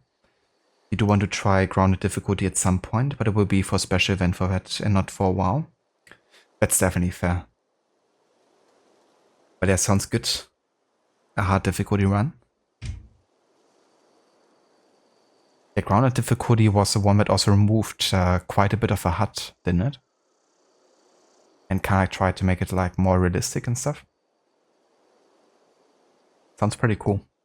I like when games decide to do difficulties like that, which not just change like the stats artificially, but also provide like a different playing experience. You quit about 2/3 through God of War 2, never even finished it. Yeah, that's fair. I still gotta play through it, but I guess it's something to look forward to. Thanks for the look, Seraph. That's right, I was also thinking of Bear when you talked about The Last of Us, because I know that he's also doing his challenge runs. Like also permadeath, I think. Yeah, Bearsuit does some seriously fucked up challenges. Like Akumo mode, Evil Within, permadeath. I could never. Exactly, Lucinda. I mean, I do like challenges, but having to restart an entire game from scratch. That's where I draw the line usually. Especially when you're streaming, you know. Like, when you play for yourself, then maybe that's not quite as punishing, but if you have like limited stream time, and you wanna feel like you made some progress that day, then that can of course be a bit of a bummer.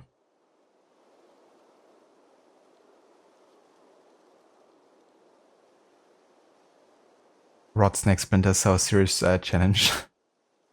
Yeah, the stealth challenge has also been crazy. Like having to restart the entire level. Especially when you get detected for some bullshit at the end of a level and you spend like 1 hour or more to get to that point. I'd definitely be dreading to replay that level if I was in his shoes. Okay, so let's go ahead and lie. You've got it all wrong. I'm a Starship Safety Inspector. Oh, by the law. I'm so sorry. I had no idea we had an inspector coming. If you'd like to speak with my manager, I report to Constable Reyes in Edgewater. Edgewater's not too far. Just follow the road east of here, over past the cemetery. Now, if you'll excuse me, I need to inspect the crime scene before I make my report. She believed me. Nice.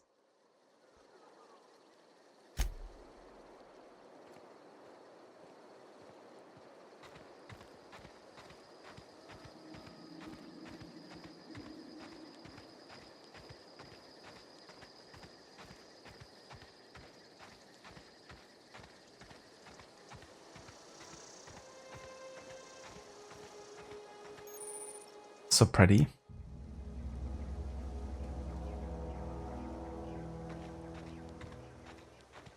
I still have no idea how to do sneak attacks, but I assume it's gonna be right stick. The same for quick melee attack, I would assume.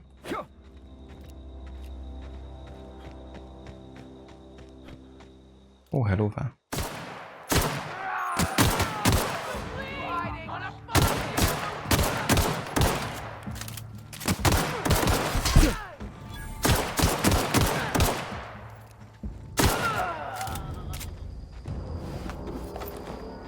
Thank you for your service of marauding, so I can maraud your bodies.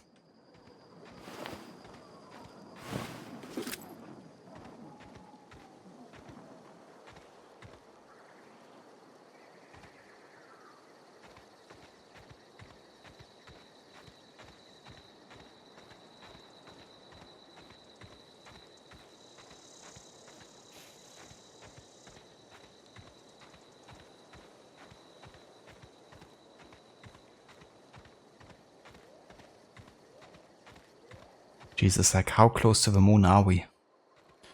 I feel like in the movie Bruce Almighty, when Jim Carrey's kind of like pulling the moon closer to the Earth. Because he basically has the powers of a god to do anything he wants to.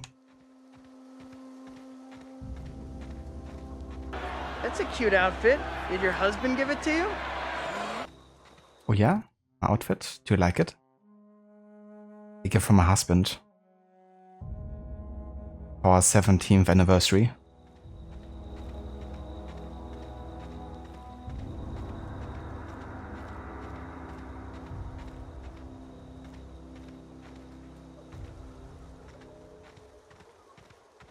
Whoa, hey, where'd you come from?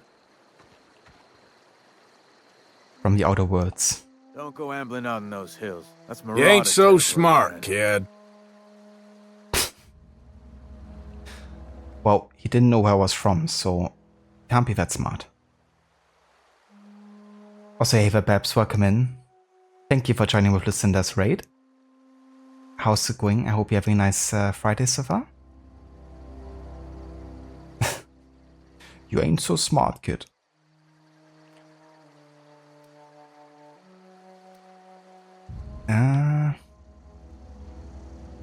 I'm just passing through. Ain't safe out here. You'd best head into town. Avail yourself of Edgewater's high walls and low prices.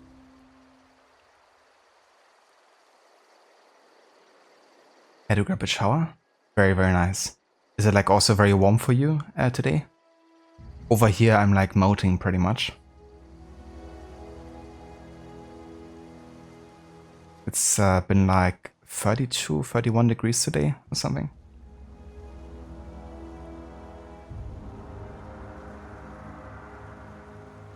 Your Friday's good? Hell yeah, that's great to hear, Babs. Also, hey there, Stardust, welcome in. How's it going? Do they pay you to chat with strangers? I'm Alex Hawthorne, Captain of the Unreliable.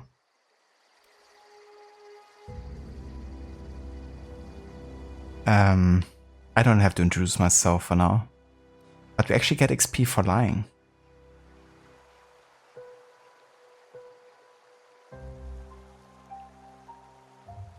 Was about 28 at the hottest.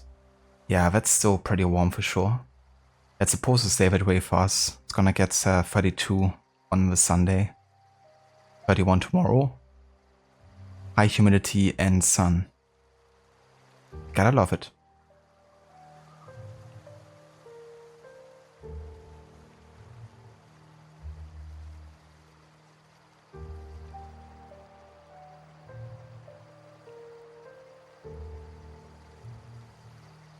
Just had to have a look, Stardust, what 103 Fahrenheit were. That's 39.4 degrees Celsius, like almost 40 degrees. Jesus. Very rarely we will also have those kind of temperatures, but it definitely isn't a common occurrence. That is definitely way too hot. But I hope you stay hydrated and cool.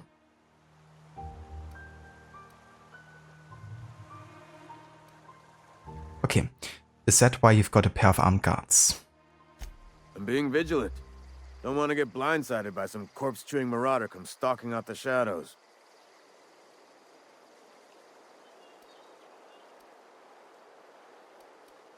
You telling me there's cannibals out there? Oh, worse. Unemployed cannibals. You ever seen a marauder hold down a job? Or put a stake into society? I mean, that's much worse. You know, it's cannibalism then unemployment. Being like the worst things, really.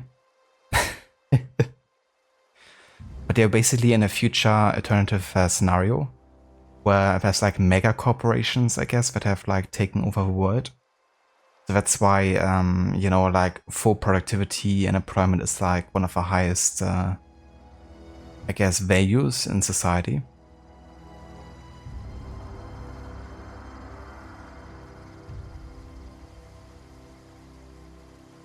I just want you all to know that it's a nice, crisp 24 degrees Celsius here right now. That sounds very, very enjoyable. I definitely like everything up to 25. My ideal temperature is probably like 15. But yeah, everything to 25 I'm still definitely up for. Above that, with high humidity, it gets a bit annoying. But I hope you enjoy the nice temperature, listener.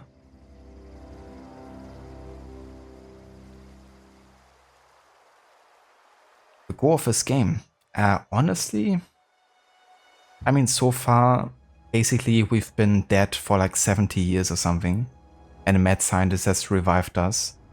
And our goal is to basically try to get the means to rescue all the other colonists that are still in their cells, that still have to be revived. For what purpose, I don't know. I assume that the scientist has like a greater goal that he isn't revealing yet. There's probably a reason why, you know, he's kind of like overseeing the whole process.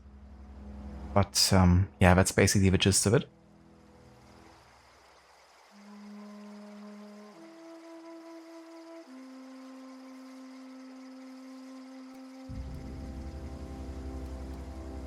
Yeah, I could take care of a marauder problem. Just pay me.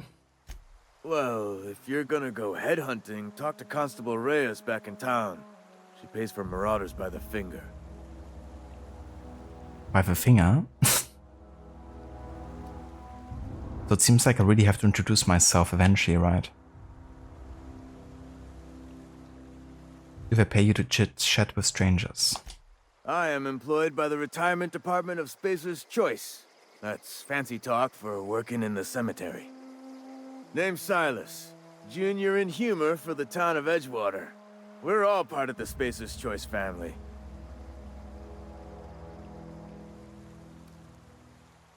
Oh yeah, we actually need a power regulator. Definitely not the junior in humor, that's for sure. If you've got business inquiries, you should stop by Reed Thompson's office. He's up in the tower above the cannery. Head into town, follow the road. Look, you obviously ain't a worker. What's your racket? You a smuggler? Freelancer?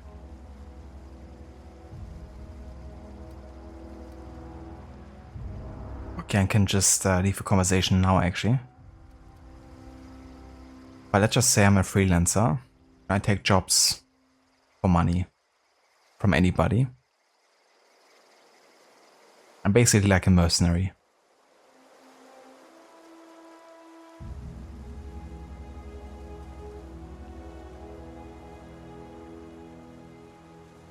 I mean, fans is also quite nice. I'm definitely thankful to have one. I can't really use it during streaming because we'll just blow into the mic. But it's nice to have, for sure.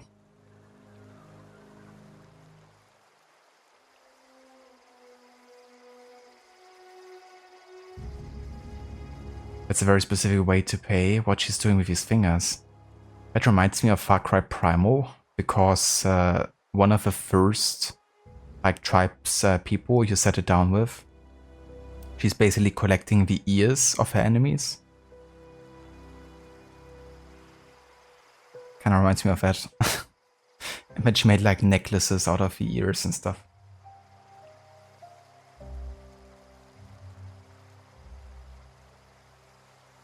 And that scientist revives you. Something like that, yeah.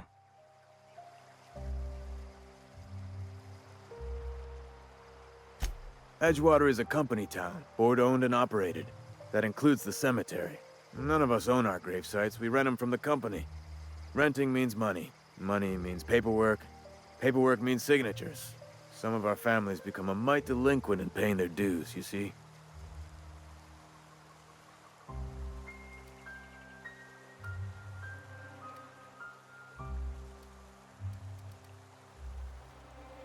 What, so I have to like collect the money? I mean, to be fair, you know, making people pay for their own graves, that's like common business, you know? Like you gotta pay for having like a grave place and then of course like for a funeral, etc. So this isn't like an outlandish thought, I guess. But yeah, why can't you do it yourself? Quotas, mostly. Got a backlog of graves to fill. Bodies won't bury themselves, you know?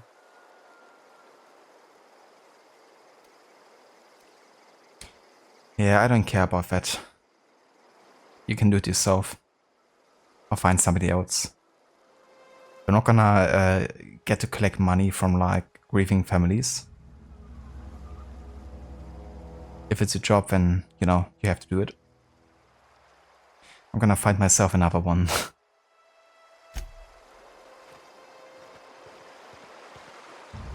I could really go for some salt tuna. Salt tuna. I have some. Beats working at the cannery. Ah yeah, Edgewater.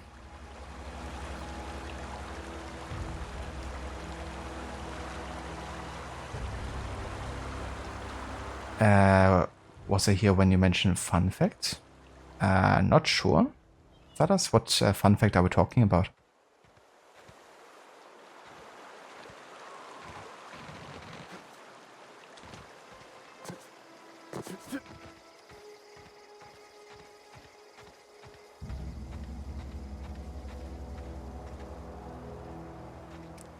Taste of freedom. Now with extra added artificial ingredients at no extra cost. Ah yeah, saw tuna. The fish. Extra high sodium levels and lots of salt. Delicious.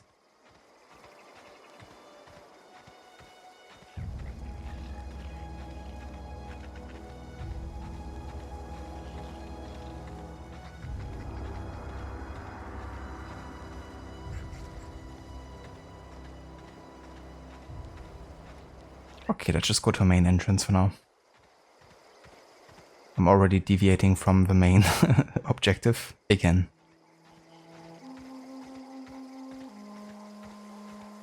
We probably spend 50 minutes on the character creation. Another 50 minutes on just like running around and looking at stuff. And 20 minutes of actual gameplay today.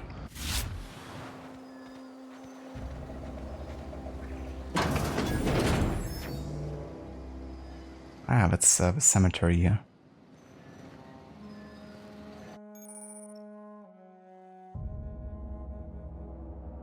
The most dangerous thing you can find on the beach, not counting eels, jellyfish or sharks, is a pickpocketing knife wielding tropical coconut crab. Gets his name, they can obviously crack coconuts with ease. Damn. That'd be crazy.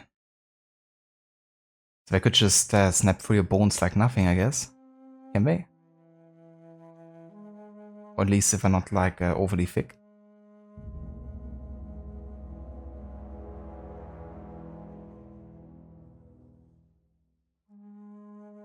You're gonna say crab with a sawn-off shotgun. Ah, Jesus, imagine. Would be a bit annoying for the crab because it could never properly aim, right? It always has to hold it to the side. Just like shoot and hope for the best.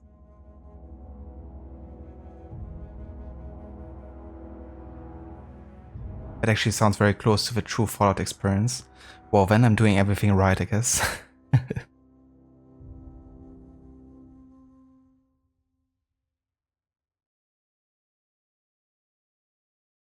Same but different. Yeah. Yeah, probably better to do so, Stardust. A great Fallout prep. I gotta play those games eventually. I mean, New Vegas looked for me the most interesting setting-wise. And it's also made by the guys behind The Outer Worlds. Obsidian. But yeah, I do wanna eventually play Fallout 3 and 4 as well. Your hacking and lockpick skills help you to get into places you're not meant to be. Mech picks are used to break open locks, and bypass shunts are used to break computer encryptions. If your skill is high enough to break the security, you will see how many mech picks or shunts you need and how long it would take. Raising your skill will lower the number of items used and speed up the process.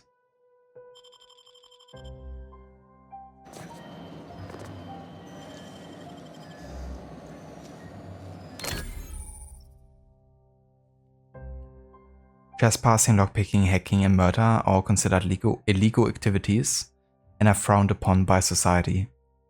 Avoid being seen if you want to engage in those activities without consequences.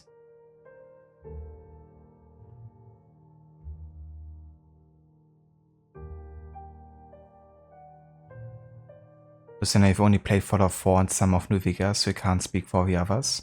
That's fair.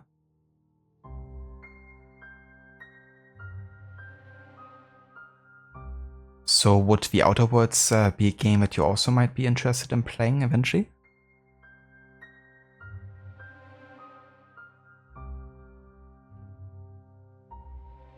You also steal jewelry.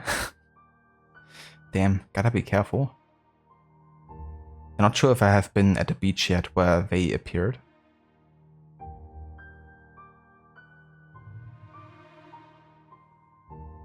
Doctor, you'll be watching without sound for a bit. Your head hurts after watching streams all day. No worries whatsoever, Doctor. Definitely get some rest. Take your eyes off the screen and hopefully that's, you know, makes the headache go away. Yeah, thank you for the lurk as well. I appreciate it.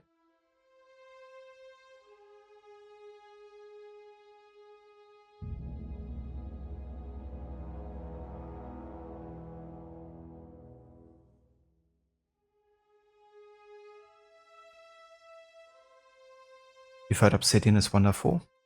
I have to think again if they did, or I have to look up again if they actually did Pentiment, a historical game that's also on my list of the historical order run.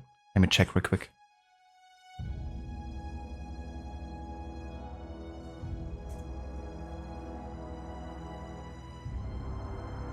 Ah yeah, it was. Released in 2022. That was like one of the best games I played in the last couple of years, I have to say. It's like very much narrative, you know, you're like more running around and just talking to people. But it was so well done. It's actually set in Germany, and like the south of Germany.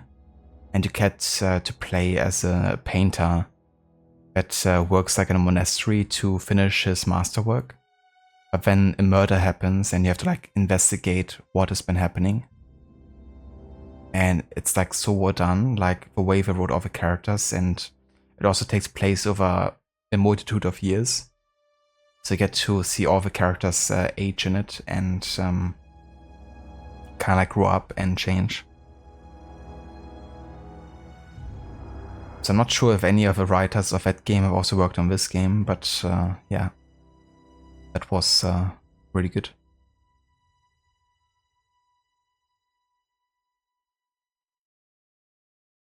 I don't blame you, Stardust.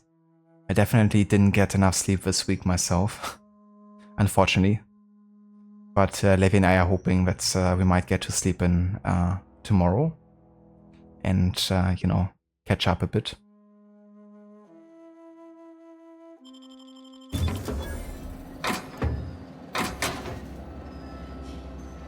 Okay, so we could steal all of this. But I mean, who's gonna see this, right? Like, nobody's here to witness this. Does it really have a negative repercussion?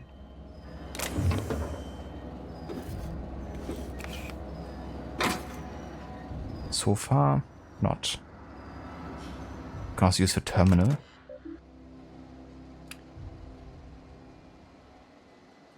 Welcome Junior in humor. Messages. From the Inhumans Association, subject a special offer. Dear reader, your subscription to the Inhumans Association newsletter has expired. We would like to invite you to renew your subscription. Act now and we'll throw in a copy of our newest publication, Shovel's Gazette and Quarterly. Okay then.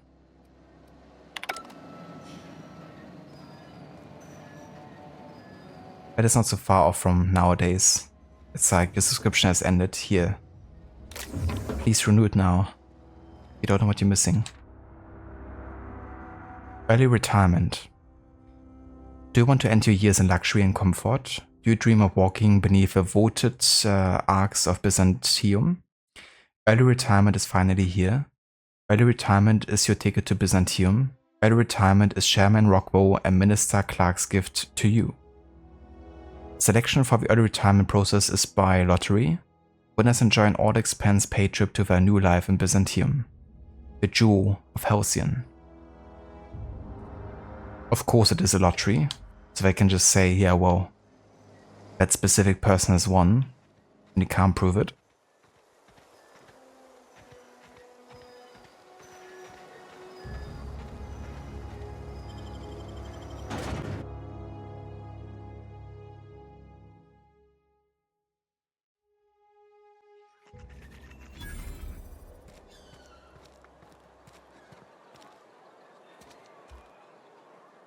Spacer's Choice takes care of its own.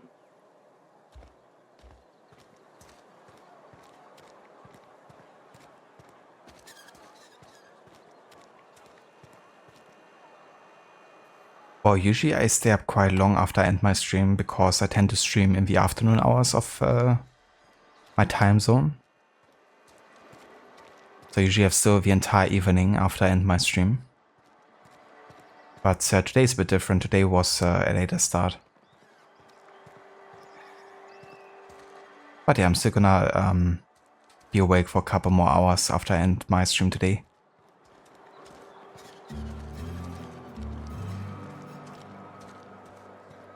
The Sautuna Cannery.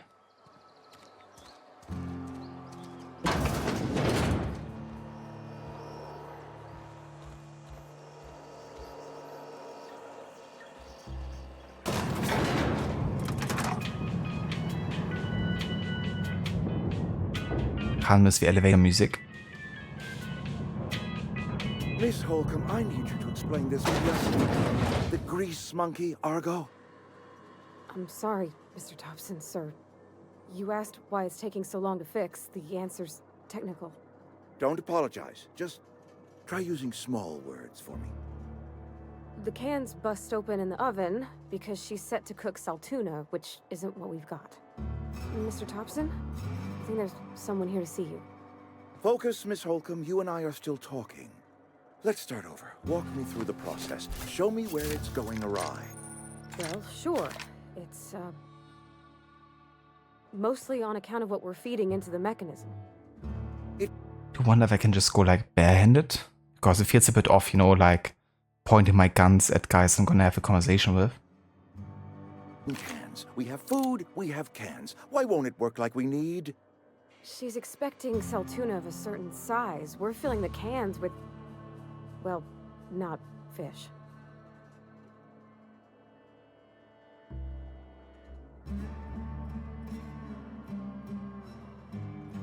Yeah, I've never played Roblox myself, so yeah, until I'm not playing it, I guess I'm not down to play it either. And yeah, I think these guys are still very much human. But I'm still very new to this, you know, universe myself, so still getting to find out all of it alongside you guys. Seems we've got a guest. Really now, Parvati, I do wish you'd spoken up. I do apologize. I was given no forewarning of your arrival, or I might have welcomed you at the gates myself.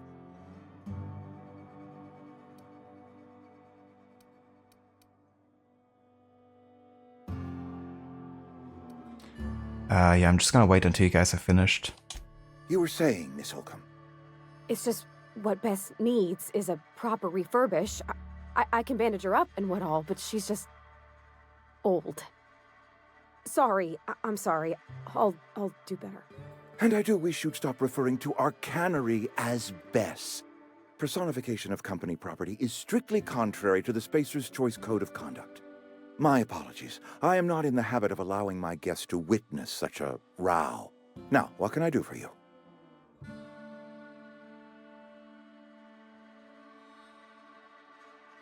Are you Reed? I was told to talk to you. I'm Reed Thompson, Outpost Administrator. I cannot help but notice you are not in uniform.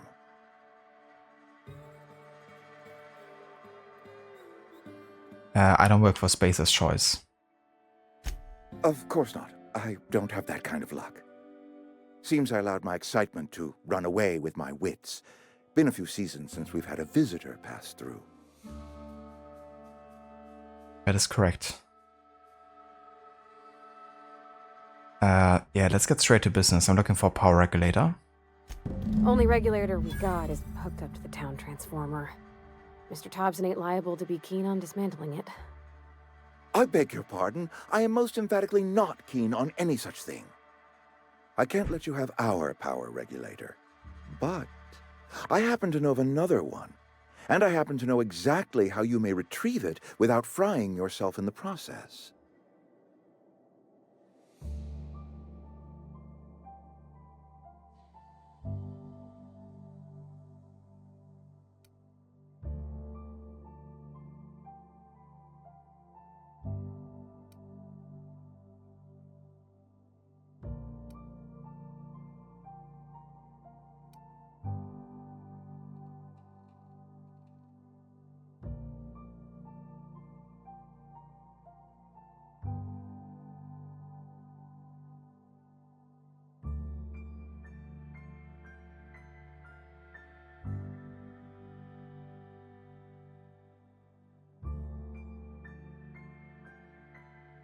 Sorry, I had to mute myself here for a sec.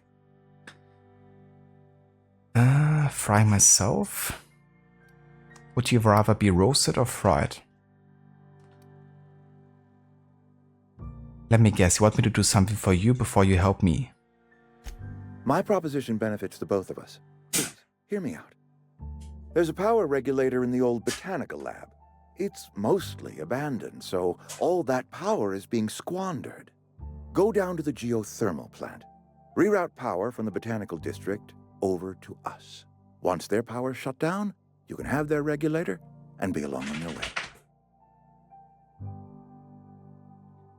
When you say mostly abandoned, what do you mean? Well, tell me about this geothermal plant then. The geothermal plant was built by our owners, Spacer's Choice. Lit up the whole Vale once upon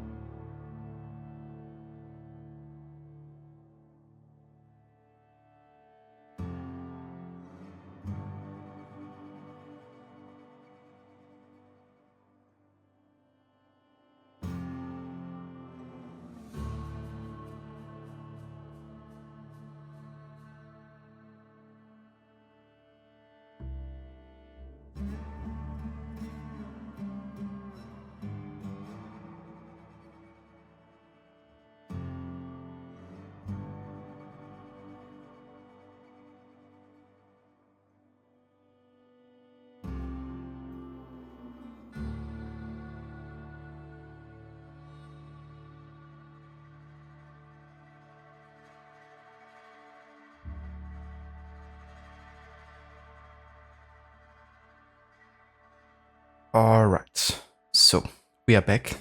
At least I hope so for now. I had a disconnect unfortunately, so sorry about that, and welcome back to everyone. Yeah, I might have to reload the stream there to be able to see it again.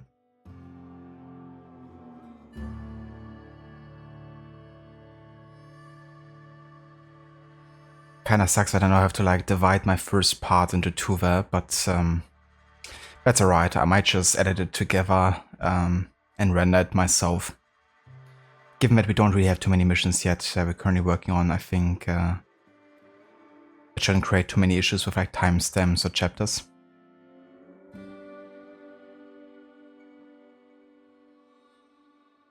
Thank you, Sheila. Welcome back as well.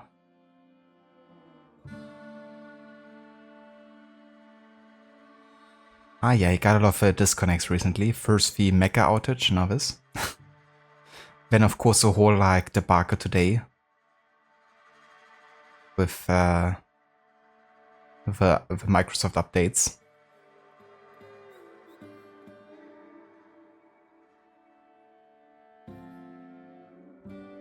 Okay, so where we stopped was that he said we could use the power. The cannery has been struggling. If we don't ramp up productivity, the company might cut us loose. Have you tried getting better at your jobs? Yeah, tell me about the botanical lab here and being mostly abandoned. Indeed, listener, we're back. Welcome back to you. Unfortunately, I couldn't write in chat and tell you guys about the disconnect until I was actually back connected. But yeah, fortunately it was just a couple minutes.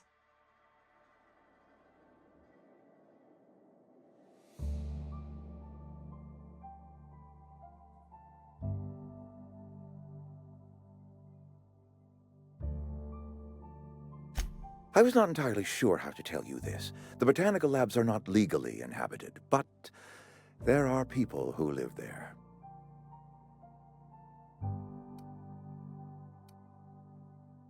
I don't think these people would take kindly to losing their power. No, I do not imagine they will be pleased. But like a parent disciplining an unruly child, you will be doing them a kindness. The people living in the botanical labs, they're deserters, former workers. I need them back at their posts. I need them to come home.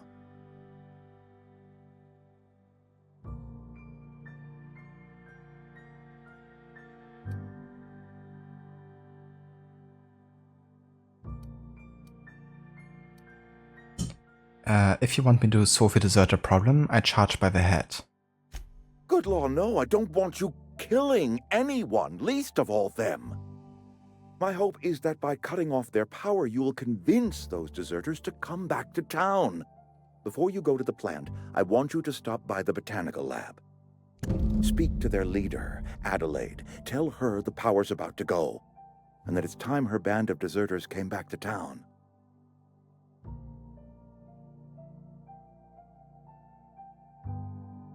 How will I recognize Adelaide? Also, not killing them might be a problem because they're quite hostile, to say the least. Adelaide's older than the other deserters. She's dignified, kindly. From what I understand, her camp looks to her for leadership. Yeah, makes me wonder why they left the town, you know? I mean, I can imagine, because living in a mega corporate world where like 100% productivity is like the best kind of like value in society, I can understand why they would leave the town and try to organize themselves.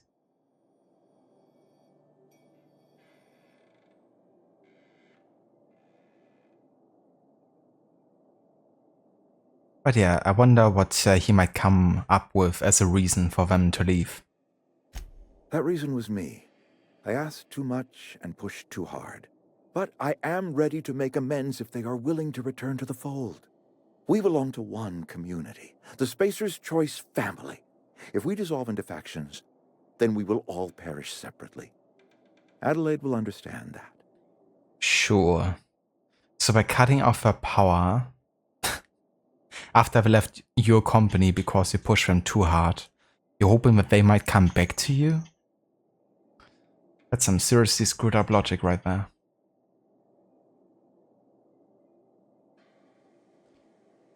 But yeah, it's a job, I guess.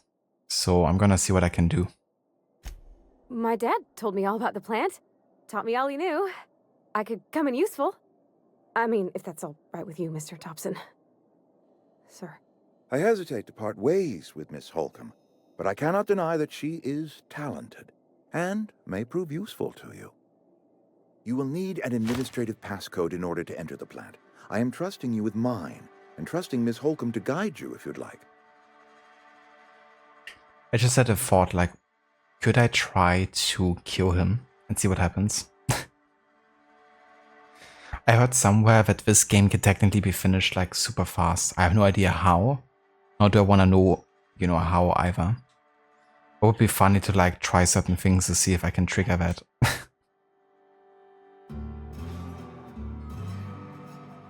But I assume we not even get the option to aim at him.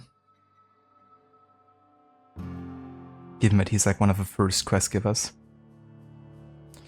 But yeah, I have a positive impression so far of Parvati, so definitely gonna use the company. Great! I got my wrenches and diagnosticators and hairpins and engine tape, so I'm all set. Well, I am glad to hear that. Best of luck to you, and thank you again for your help. It is a lot to ask of a stranger, I know.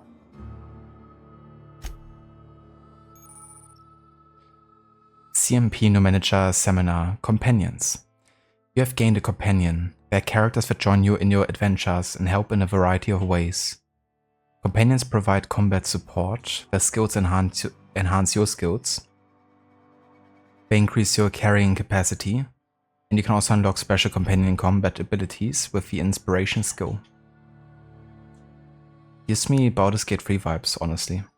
From the character creation to like having a party of companions and stuff.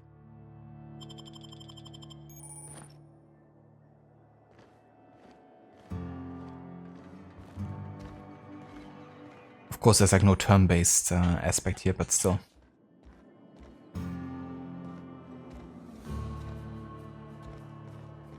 Alright, I guess we're going back down.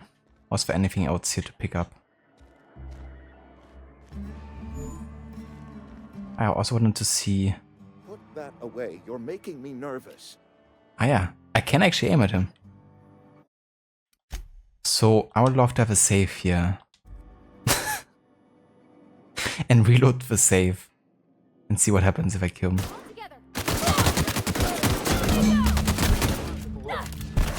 Whoosh. And I'm dead. But hey, we killed him. Amazing. Maybe I should kill the other soldiers first and then see what happens. I have to get...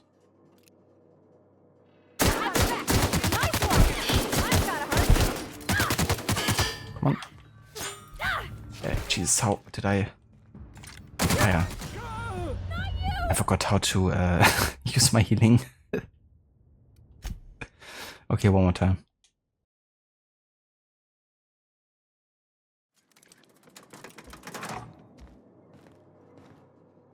Might be tough.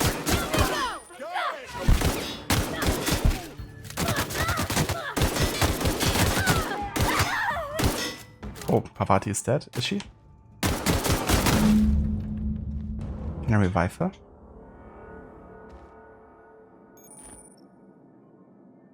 Something you need? What?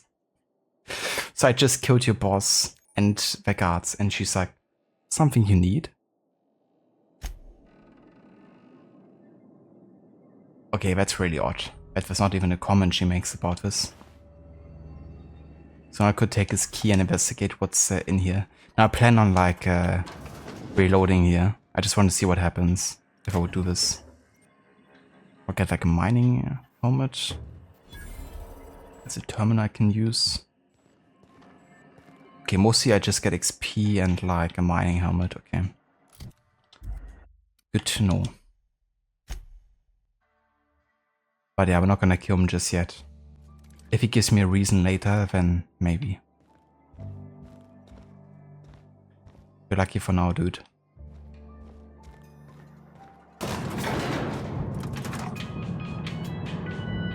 We better clear out of Mr. Thompson's office before we talk.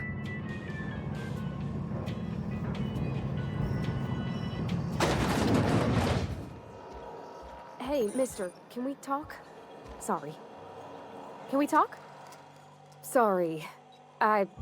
You just want to get out of here. And you likely don't want to tag along like me. It's just, Mr. Thompson has his own view on matters, on account of it's his job and what all, but that's not the only side of the tale.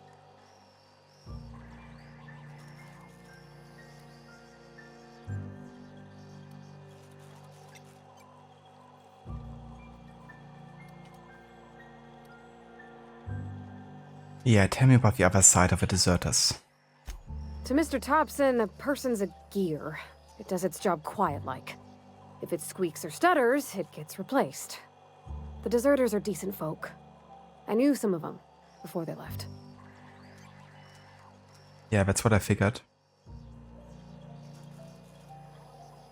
Yeah, I can't blame anyone for leaving here.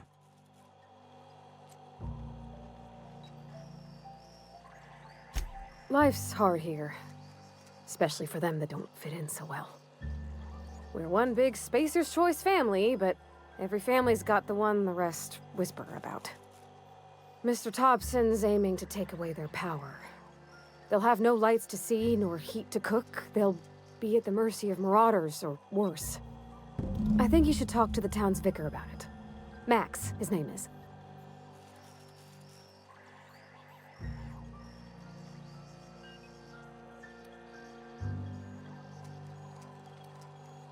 Yeah, wouldn't hurt. I mean, I'm definitely intrigued to find the deserters and talk to them about this whole issue. Thanks, mister. I just think when you gotta make a decision that'll hurt somebody, it's best to think on the right and wrong of it. That's what my dad used to say anyways.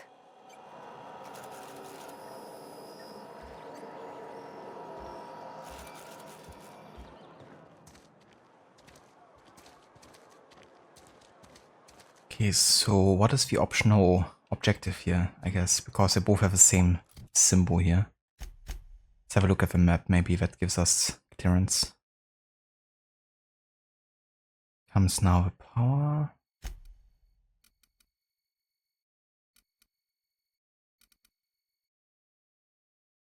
Yeah, it's all the same. It's just the exits here, isn't it? Have they marked? I guess I can take one of the 3 exits here.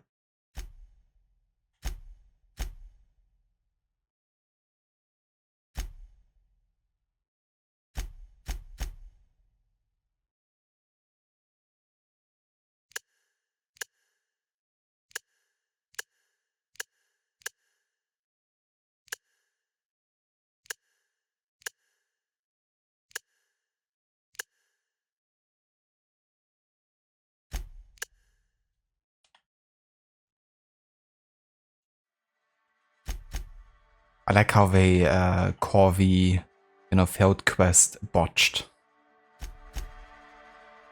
But yeah, we gotta speak to the car.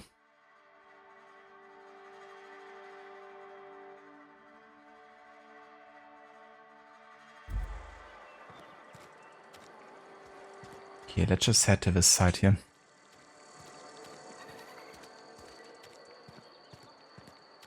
I'm sorry, I'll just be a minute. You had a minute. Next one comes out of your pay. Ease off the threats, friend. I'm going. Boss's orders. We all got.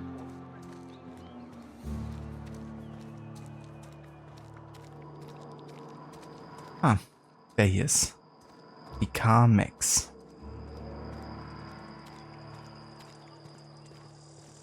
I've always felt weird in here. It's too clean. So for context, the cars are usually like priests or pastors in training. They usually have to undergo like a certain period, like of a few years, with a mentor at their side to like show them the business of what it is to be a priest, I guess, and what you have to do, what your daily tasks are, like overseeing the community and stuff. There was also an enemy in Bloodborne that was called a Vicar. I just remembered.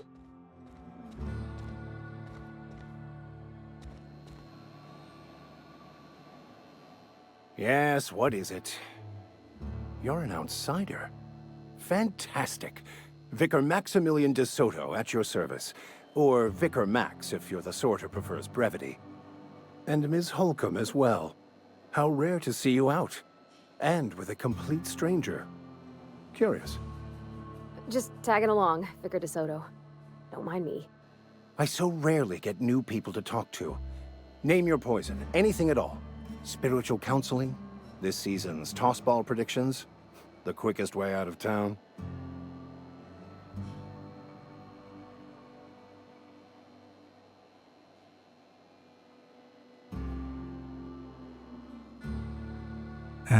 I'm just gonna go straight to business, what we came for here. Parvati wanted to talk to you about what Reed asked us to do. But what? I thought you would talk to him. You wanted to speak to me, Ms. Holcomb? Every time I've tried to engage you in conversation, you look at the floor, answer in single words, and slink away. I can't imagine what would be so grave as to drive her to my mission. What has Mr. Thompson asked you to do?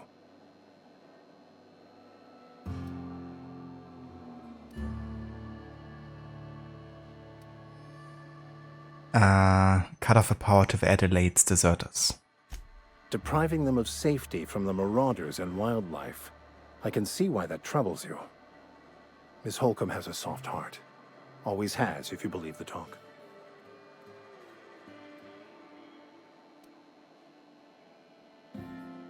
Yeah, what do you think about the group? Vicar. They rejected the order of society and live beyond the walls so thoughtfully provided by our Spacer's Choice patrons. Does that strike you as a responsible life choice?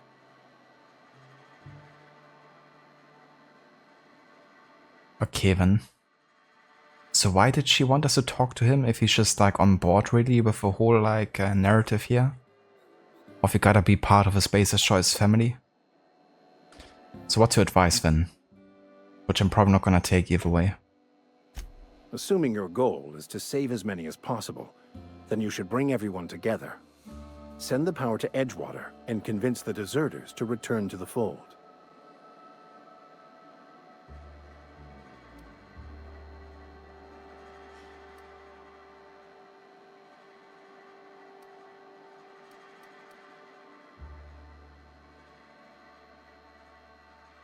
Yeah, is that even possible? Like, I don't think so. You know, I think it's gonna be that easy, you know, just like getting the power back and then forcing them to get back to town. Is that gonna like really make them stay in the town? Like forcefully for a time, yes, until they're like probably gonna leave again. But this time maybe in harsher conditions, or they're just gonna take another power regenerator with them. Maybe more than one. Doesn't strike me as very sustainable. But that's just me. Not if things are left to stand as they are. If you don't mind a bit of unsolicited advice, be cautious on your way to the geothermal plant. It is not as safe as you might assume. And why is that? One of the reasons I transferred here was to fulfill my duty in hunting down banned heretical texts. I happen to know such a book is, as we speak, tainting a collector's library in Emerald Vale. However, the collector's residence lies outside the town's walls. My retrieval efforts have been thwarted by marauders who have overrun the property. Should you fare better than me, I'd pay a handsome sum for the book. Ah yeah. Trying to hunt down banned texts, huh?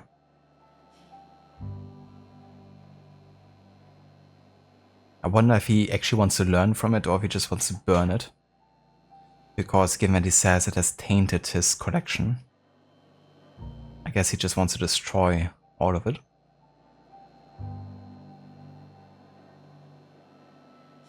Yeah, why would you be after banned heretical texts and books? I just want to keep the writing out of layman's hands. It wouldn't do for such information to fall into public consumption. But into yours, yeah. That's what he's saying.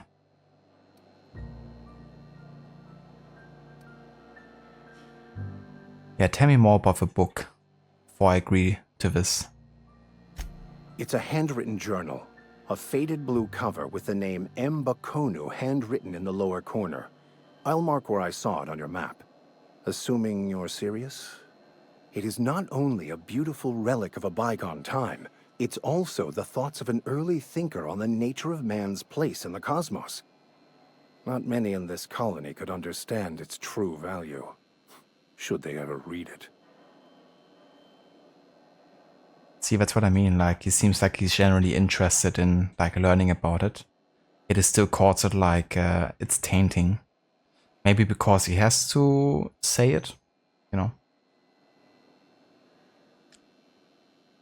But yeah, I'm gonna look for the book. Thank you. If you retrieve it, you can always find me here. Alrighty then.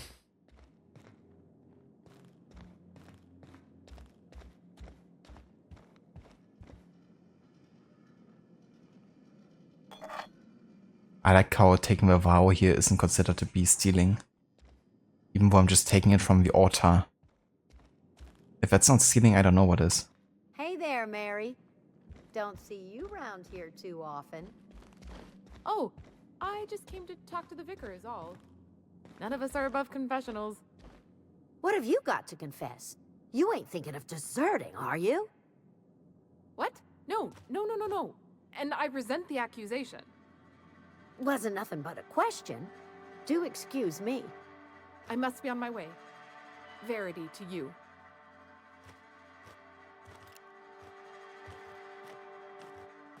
It seems like I can really attack like almost anyone, right? Like even when I try to attack Parvati, like aim at her, the game isn't like saying you can't. That's interesting.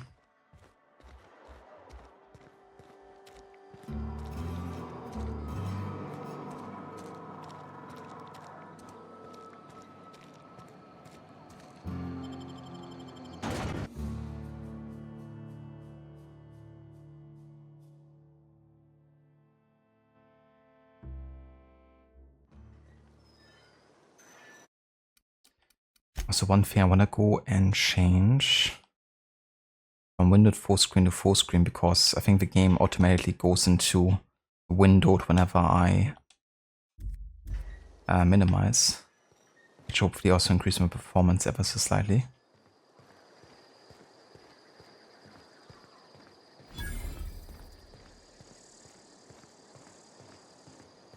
When I was little, we'd get freighters in every Sunday noon. Now they only come but once a month. I love the wind here.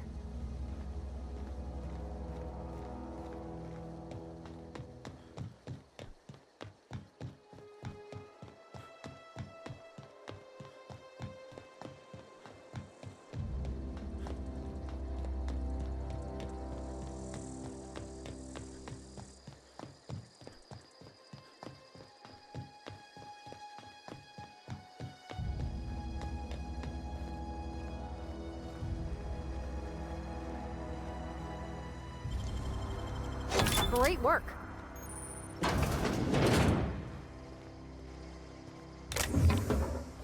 You!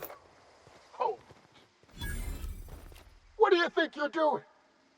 How did that person see that? They were like outside. Okay, so I can't bribe, I can't lie, I can't intimidate, I can't persuade. I can just attack. Here they come!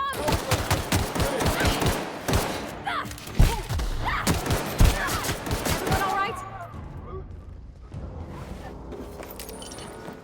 It's fine.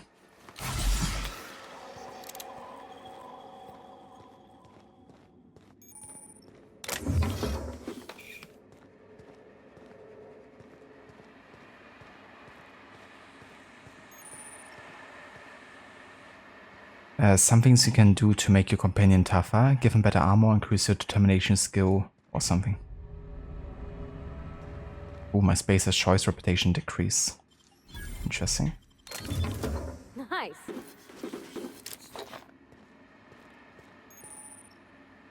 Yeah, huh?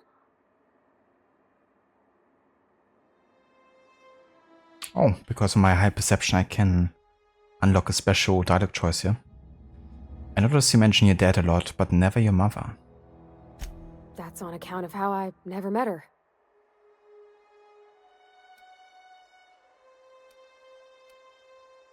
How's that possible? She was in another division of the Spacer's Choice family. She worked in the Vale a few months, sorting the cannery computers. Her contract said any kids she had, expected or not, belonged to her office from the time of conception. So when I was born, I got sent here. Jesus.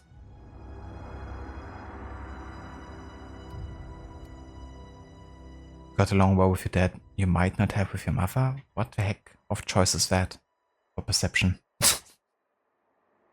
That's just talking out of my ass, really, is it? It's like you never met your mother. You probably wouldn't have gotten along with her. How do we know? Let's just say this is inhumane. It's sensible. Dad just fixed machines. She did some kind of crazy math, high-level stuff. Better to raise me on his time than hers.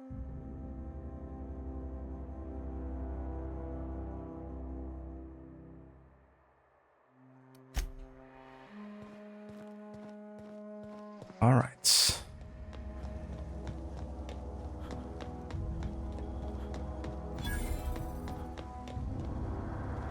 We discovered vending machines. Vending machines offer a variety of items to purchase, mostly from one company. A hex skill of 20 or higher allows you to sell items to a vending machine. Restricted items on a vendor can only be purchased when you have high enough reputation with the associated faction, or a hex skill of 40 or higher.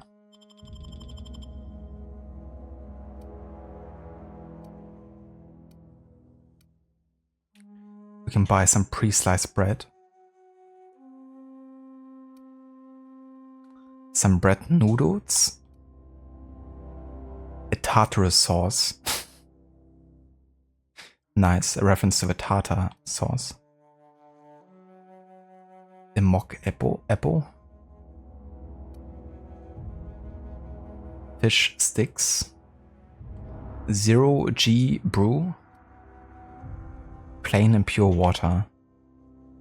Bunch of nanas.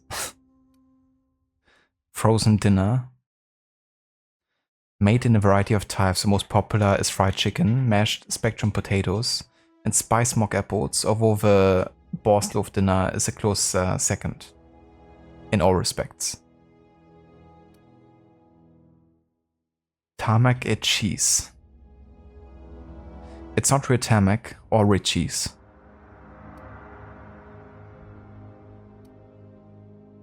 Dehydrated water. Water without the hydrogen or oxygen.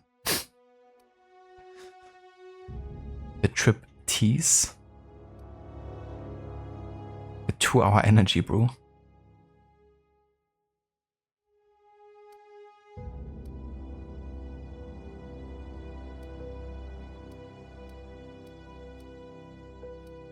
Okay, I don't think I need anything here to buy for now. I could sell some stuff technically.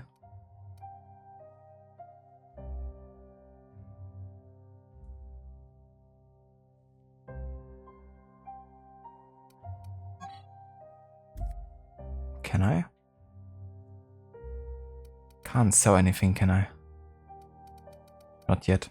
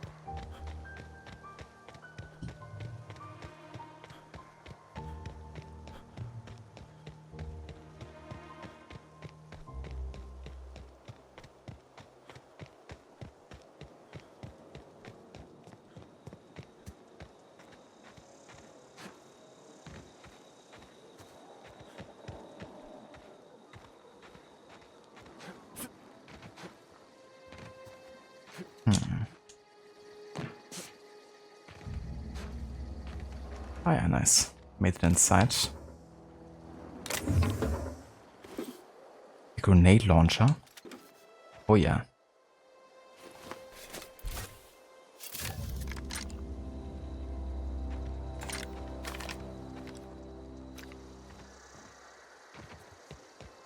This game has some pretty bad FPS drops sometimes. Definitely gonna look into some optimizing settings after this stream. End level 3. What?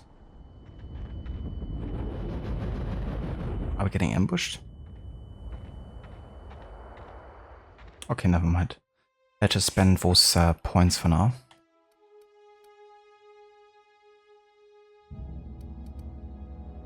So for some reason all of my skill points have been lowered. Is it because my armors are getting too low or something?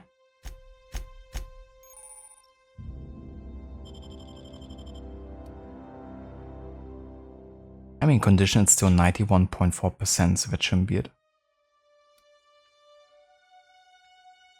So it's armor 3. There's definitely some better armor I have here. 17 armor. Elite Trooper armor here.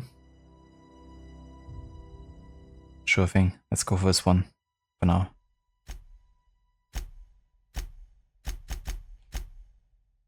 Okay, so I'm gonna go and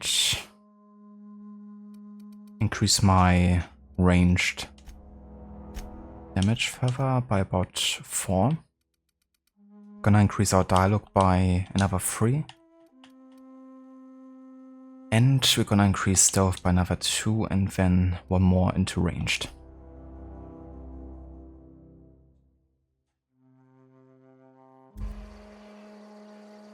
I can also access Parvati's companion tab here. The companion ledger shows you everything you need to know about your companions. You can see their skills, stats, status effects, and gear. To change your companion's gear, first select the item you want to swap out, then choose a compatible item to replace it with. You can also change how they behave in combat by selecting their preferred weapon, follow distance, and aggressiveness. So right now she has the impact hammer and the light pistol. She could go for the grenade launcher instead of a pistol. That would be funny. Yeah, let's do that.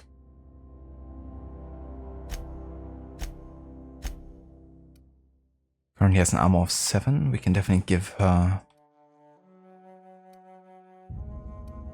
the ordnance control armor. There you go. Bit better.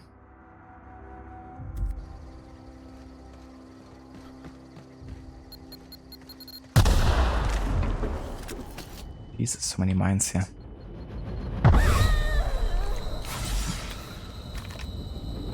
What the heck?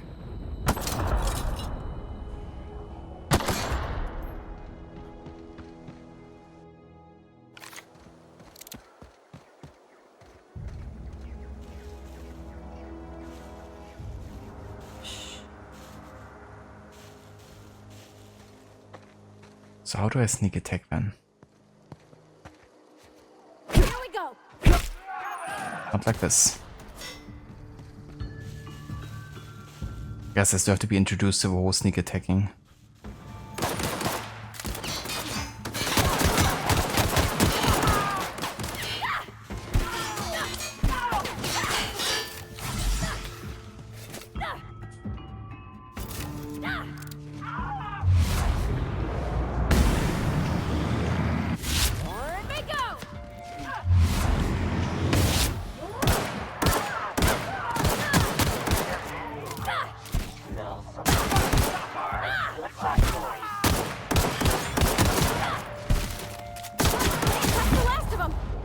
Jesus. Got ripped in half.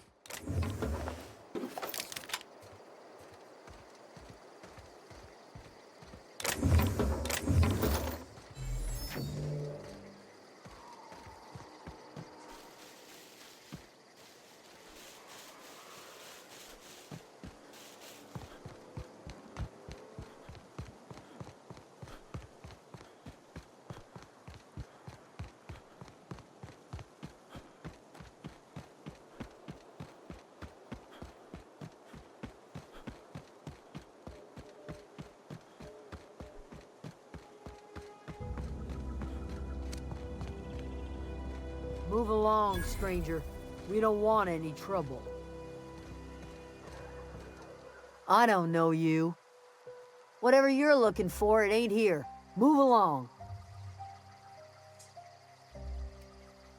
I'm looking for Adelaide. I need some answers. Answers, huh? You must be one of those philosophicals. Already got ourselves one of those.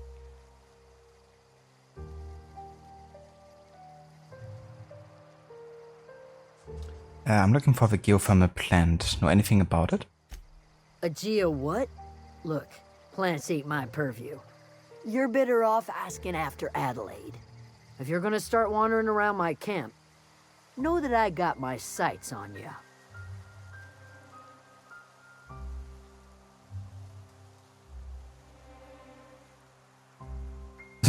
It's like, don't wander around my camp. But where can I find Adelaide? Over in the hothouse, tending crop. Enough with the questions. No offense, but I've got a lot on my mind.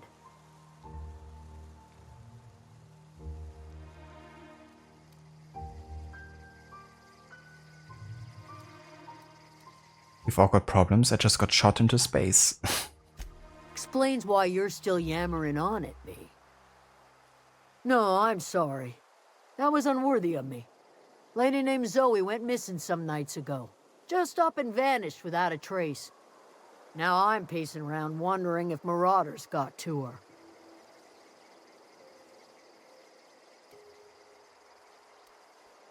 Yeah, I'm gonna keep an eye out. It's not like Zoe to go wandering. Figured she might be out scavenging, but that ain't exactly her talent. Can't imagine where she's gone. Vale's a wide place. She could be anywhere.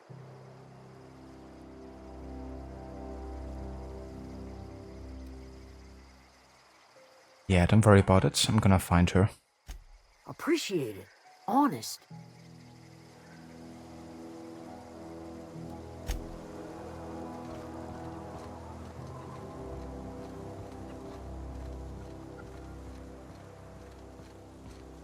It's definitely interesting they call people that kind of like run away from the productions and like companies as deserters. Like making them equal to like, you know, deserting your country as in like a military defense or attack, you know? Like bring it to that kind of like level. Because you're not part of the industry anymore. Oh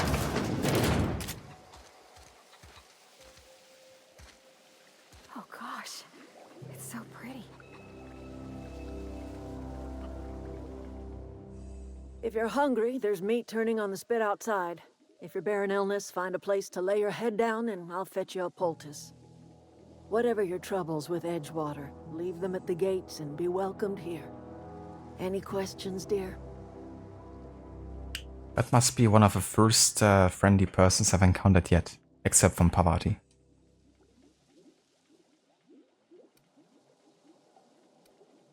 You must be Adelaide. I have been called that, among other things. Green Thumb, grandmother, the strange old lady who keeps flowers.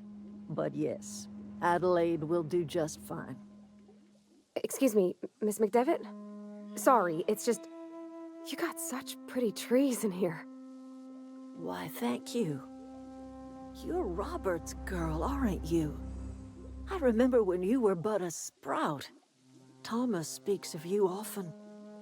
Are you staying long? You should try some of my tobaccorn tea.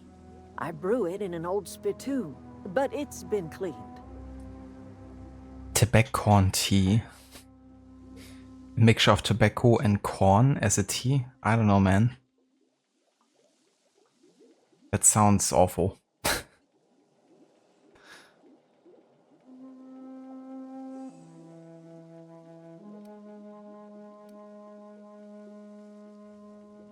Looks like you've made a home for yourself out here.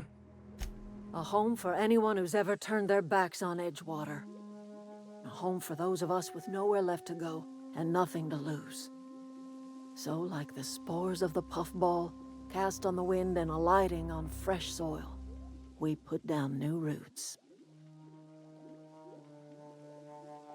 Why did you leave your old home? It is an unpleasant story, dear. But the short of it is that sometimes one wakes up and realizes the place that was once her home for much of her life has changed. The home in which we spent our lives has left us behind, and so we must move on. And that is as much as I will say on the subject.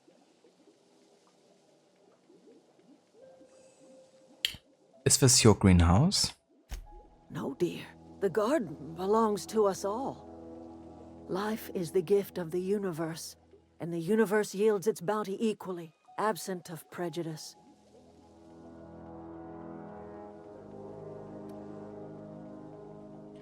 Never knew you could grow tripe in a garden. Ah, cynicism. The privilege of the young. What you need is a little taste of my special mushroom soup. It'll broaden your mind. Or at least your irises. Mushroom soup that will broaden my mind, huh? Oh, I know what kind of mushroom soup that's gonna be.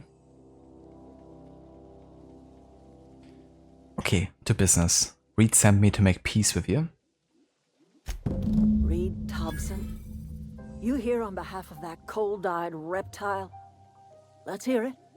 What's Reed's idea of peace, then?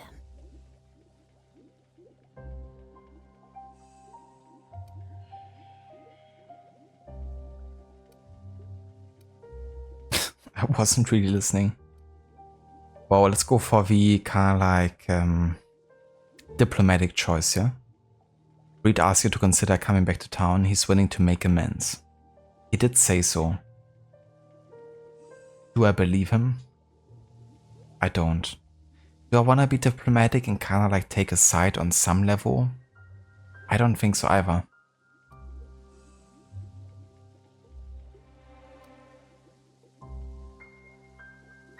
But I don't know. I feel like still that the second option is like the most accurate here, so I'm still gonna go with it. Make amends? Spare me. Only thing Reed knows how to make is a mess. Like everything else that comes out of Edgewater, that peace offering is canned. I and my own are living just fine out here by ourselves.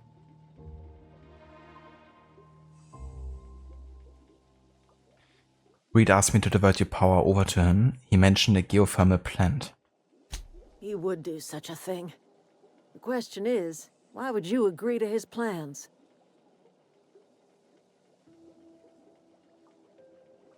Well, I'm gonna be honest with her, because she's been kind of welcoming to us. The camp has a power regulator. I needed to repair my ship. Cannery's got a regulator. You want ship parts, you ought to rip them out of the cannery's guts and leave us be. If you're going down to the plant, you should divert power away from Edgewater and toward our end of the grid. Think about it. You'd be liberating an entire town from a lifetime of service to that odious cannery. Seems the sort of thing a hero would do.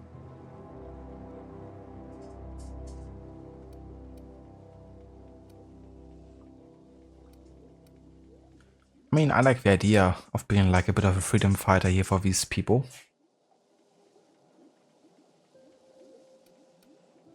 But what do you have personally against the town? I mean, I can of course imagine and guess, but I want to have her confirm it and say it out loud. You've seen that miserable excuse for a town with your own lamps. Hollowed out workers laboring their lives away at the cannery, living off whatever scraps Spacer's choice throws them. You know that's true, don't you, Ms. Holcomb? Your father died of overwork. His heart gave out. He was tired all the time, sure, but he was old, ma'am, and he raised me all by his lonesome. Look what they did to this child. Lost her family to the company, and still she defends them.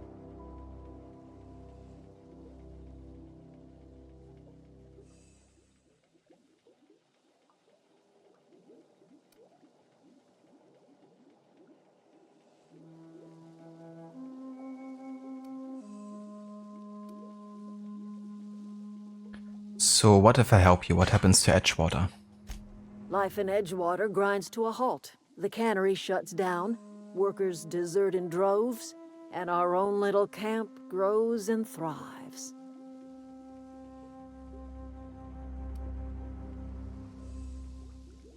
Do you think Reed is just trying to spite you? You bring power to Reed's town and you'll be killing us. Reed knows it. He's counting on it. Okay, I'm gonna consider it. I trust you will listen to your conscience.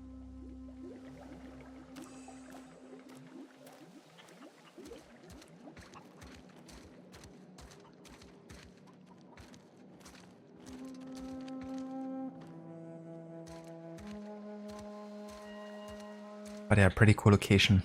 Definitely quite pretty here with the lighting and with this energy cell.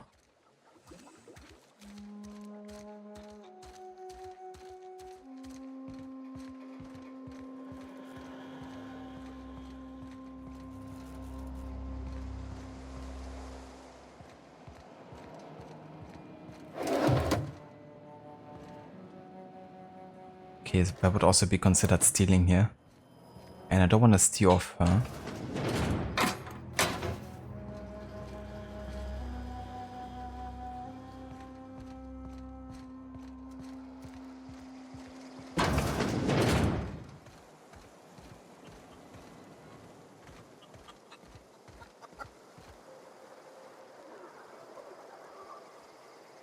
A chicken. Can I throw the chicken? And talk to the chicken.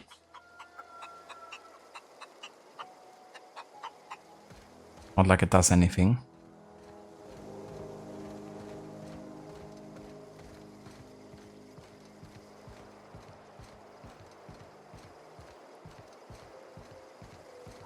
Let them not remain motionless. Let them not corrupt. It is time, Dr. Darling. I assume you wanted to have another variation. Let me trigger that again.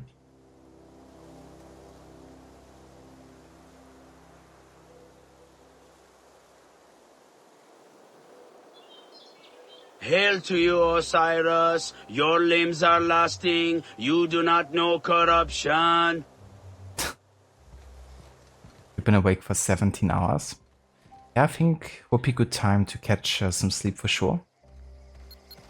Oh, jeez. Freaking mines everywhere. But I hope you have a good rest, Dr. Darling. Thanks for dropping by. And for the lurk as well, I appreciate it. And yeah, probably gonna catch you tomorrow in Rod stream or something. Have a good night, dude.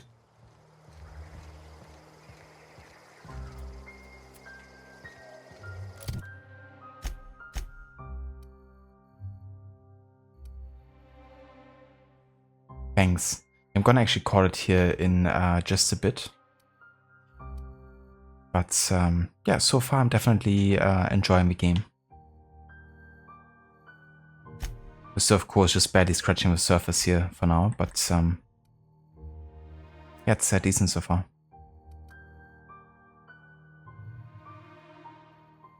Ah, we also unlocked the fast travel point now for the botanical lab. Was it fast travel over here? Can I like zoom out further? Yeah, with right stick.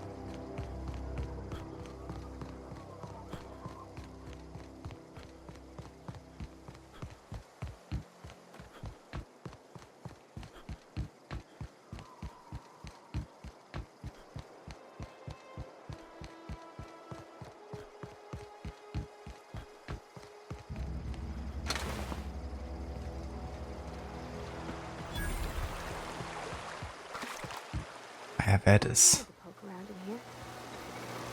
geothermal power plant. I can't climb over here, of course. Gotta find another entrance. Here they come. What? Apparently I got detected there for some reason. I was outside the fence. Processing data.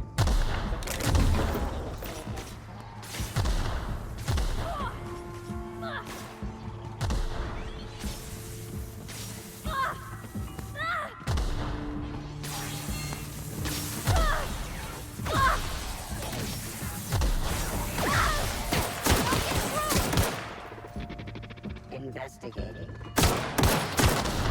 Unauthorized.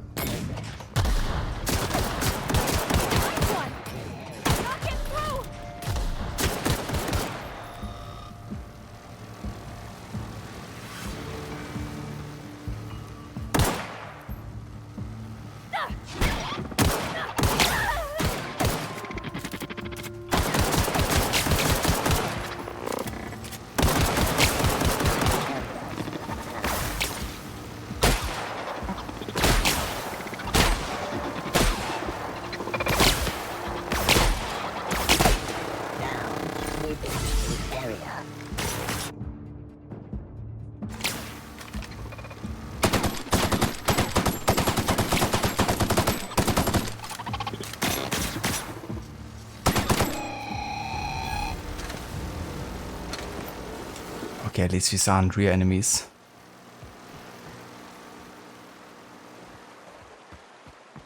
Just like robots.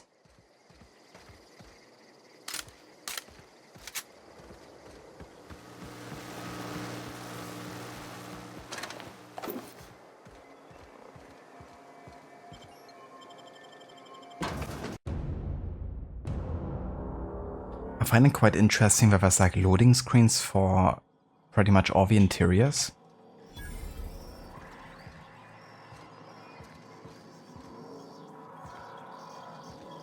The control room should be off to the right.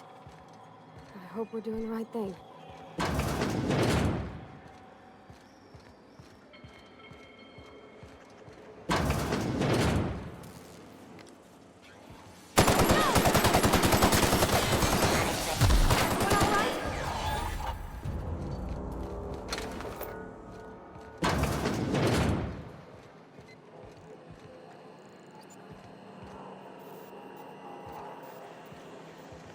Okay, let me just check my journal again.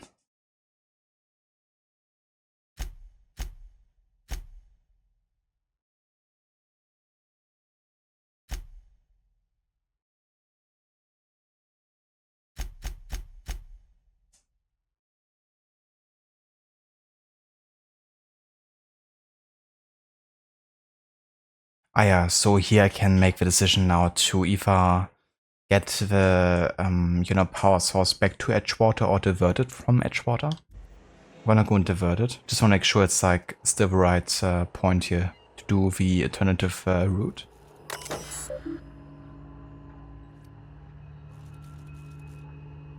Okay, so redirect power.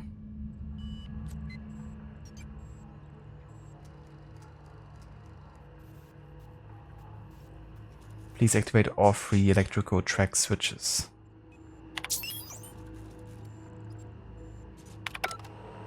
Okay. 3 switches. That'll be easy enough.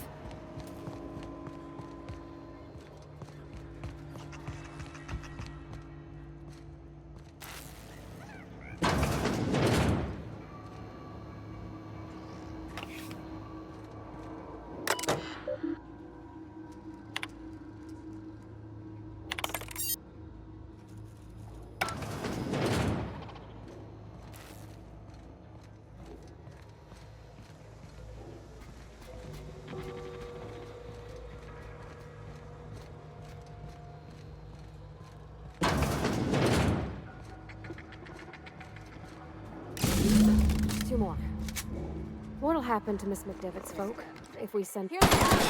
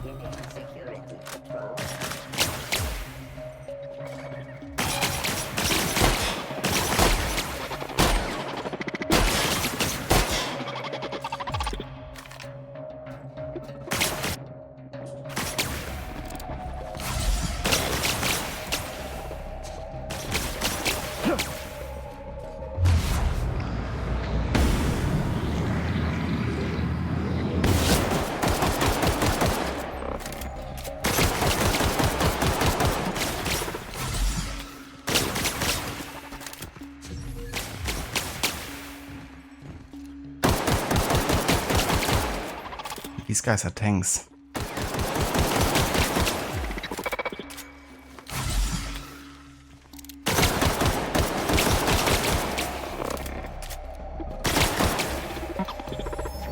Lot of ammunition.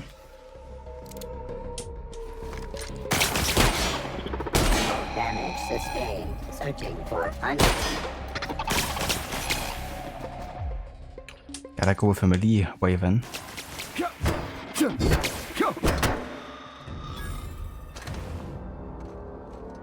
Damn, it actually does quite a bit more damage than I anticipated. Go away, Phantom!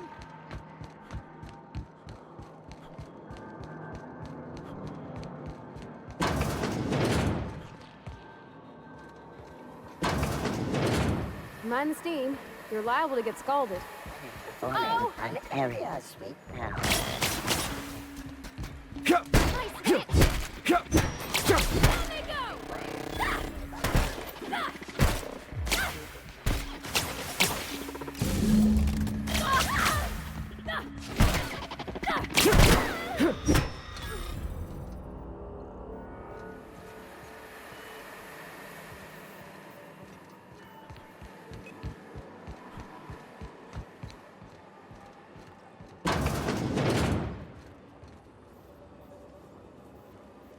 That beat for me.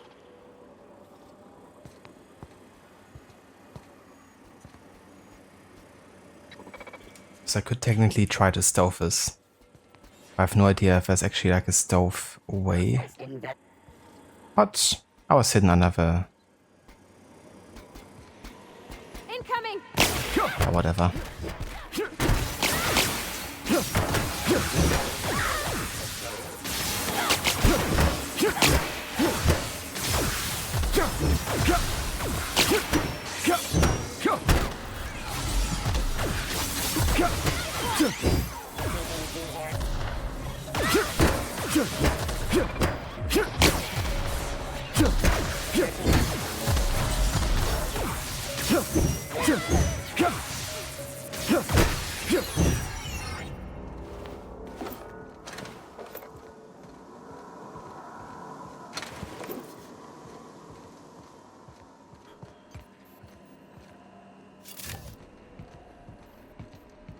Alright, the last switch. It's the last.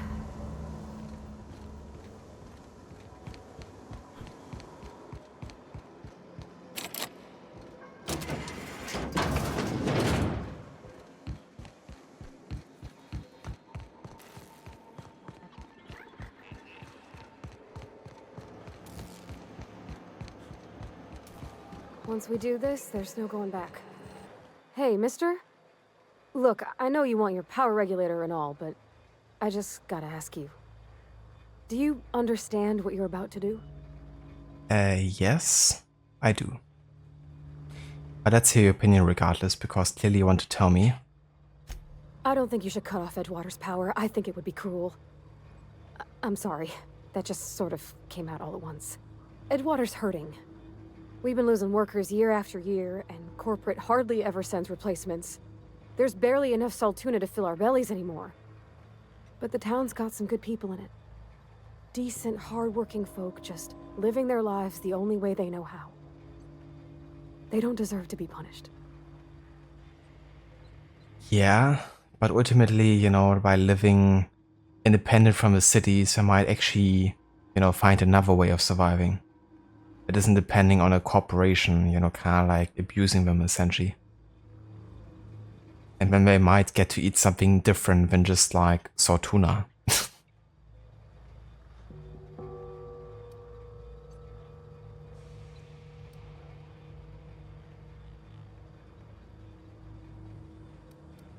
Yeah, I see your point. I think I'm ready to make a decision. But then she might, you know, be kind of like angry with me if I still go against her, so I'm just gonna say it straight up. I'm gonna destroy the deserters. Miss McDevitt's built something beautiful. Somehow she's talked the ground into giving life again. It's plain to see she's made the Vale a better place. Fed the hungry, tended the sick. Gave a home to those that had none.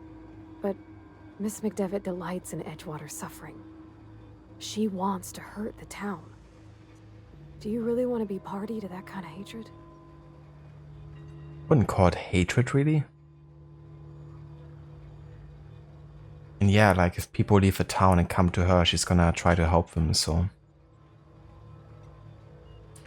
Yeah, I'm ready to make a decision. Sorry, I didn't mean to babble on like that. I felt like I had to say something. Thanks for sharing. I was barely listening. So rude. But oh, yeah, I'm glad to be hearing from you. Really? I mean, wow. Thanks. No one's ever told me those words in that order. Jesus. And that's why we gotta destroy Edgewater. Because she never received any kind of kindness, it seems.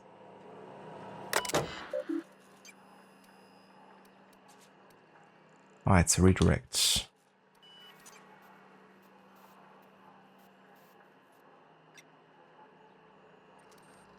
Wait, hold on. Let me check again here.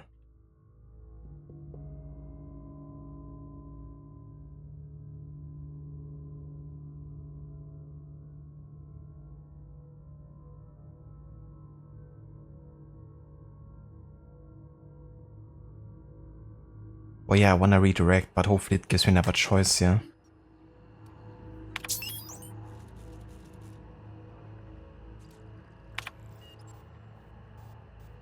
Yeah, I want to redirect. Ah, yeah. Redirect power to Botanical Laboratory. Gonna do that. Gonna go against the town of Edgewater here.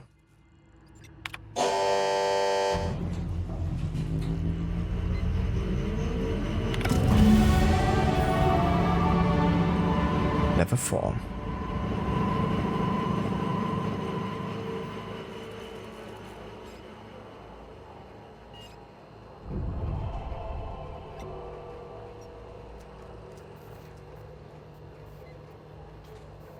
Deserters are now agreeable. Nice.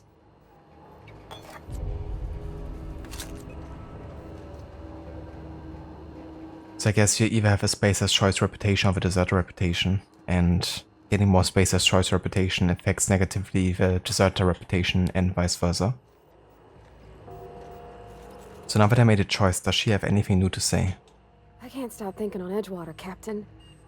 I'm glad the deserters are gonna be alright now they got power, but what about the town? All those people. Oh, they can become deserters themselves now.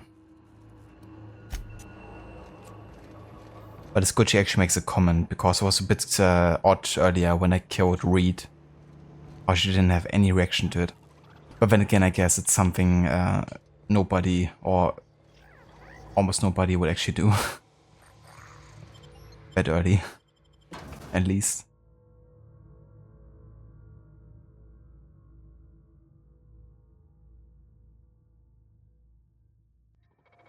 Unexpected.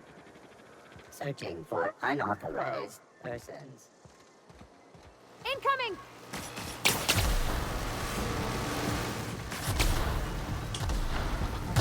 What if they just all spawn again, though? Okay, let's just get out of here. Oh, damn. Well done, Pavati. GG's. Alright, so now that we are level 4, we can go ahead and spend some more skill points. Gonna keep increasing our dialogue by another 2 level. Gonna increase our sneak and stealth by 2. Let's also start increasing our leadership by another 2. And the rest goes into ranged.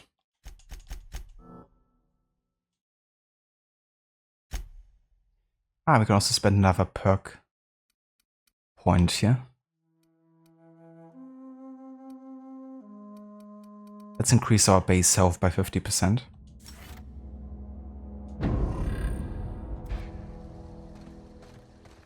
And there we go. We can handle this. Jesus.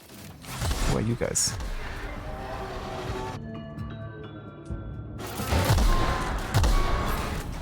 Look at Parvati just destroying everyone.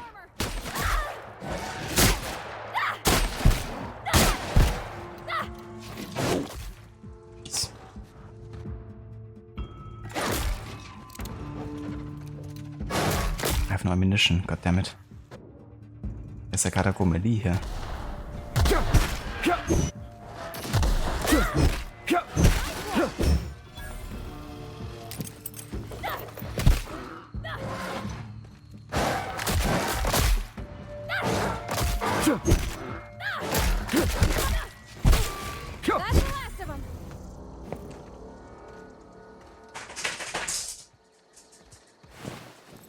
Alrighty.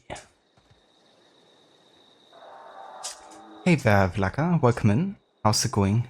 Good evening. Yeah, the game is going good so far. We're still quite early into it, but yeah, we had a bit of a look at the first city called Edgewater. It's a pretty rundown city, corrupted by corporate greed. Oh, hello there.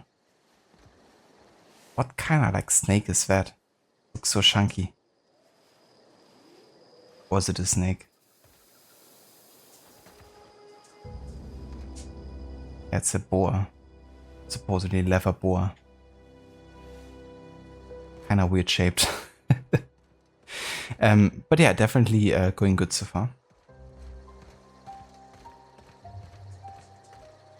Hope it's fun. It's the OG version or the latest remaster thingy. I would think the remaster, it's the Spacer's Choice Edition, is what it's called. I've got it from one of the Epic freebies. A couple months or years back, I think. So that's the updated version, I think, of the game. Have you played this one before?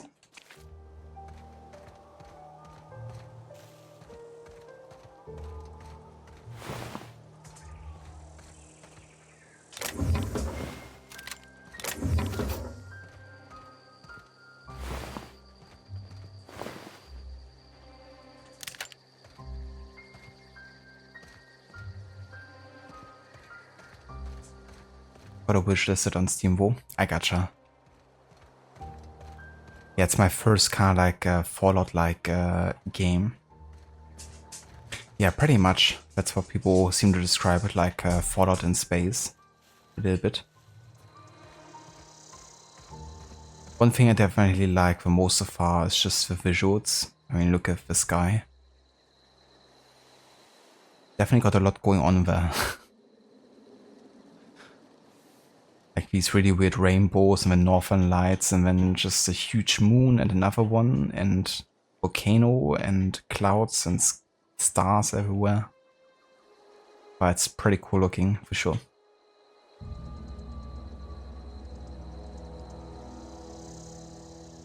The skybox got a huge upgrade from the OG version. Oh yeah? I haven't actually seen any like comparison videos, but maybe I have to have a look.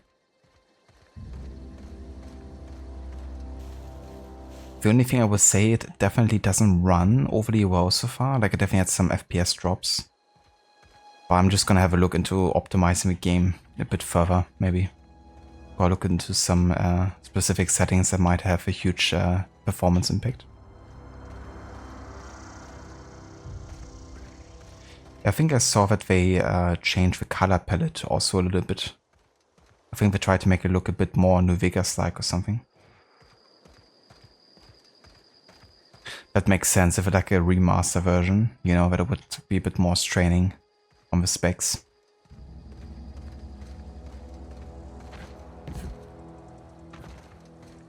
But yeah, so with this part of the geothermal plant finished, this is actually where I want to go and have a save of the game, because this is also going to be where we will call it for tonight for the Outer Worlds. But yeah, looking forward to continue with this game. And finally repair our ship so we can head back into space and see where we're heading next.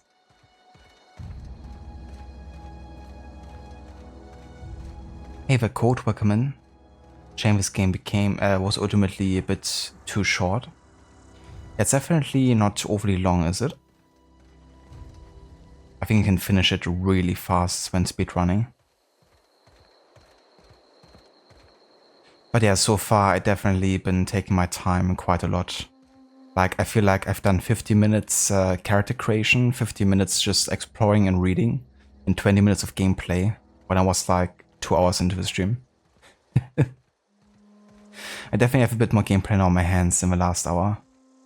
But, or last 1.5, but yeah, the start was definitely quite exploration and reading heavy.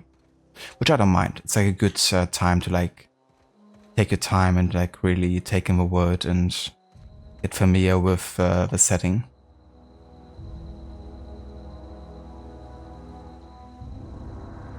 It's a semi-open world game. Yeah, makes sense. Definitely feels open world, but then you have like lots of loading screens connecting different parts together. So I guess not quite open world, but that's fine. I don't need to have like a, you know, fully open world game. If I make sure that every area is kind of like distinct and unique and handcrafted.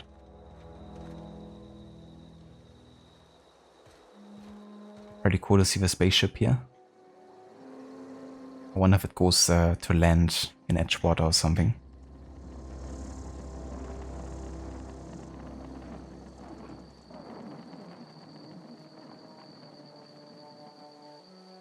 It's not really heading directly to Edgewater, was it?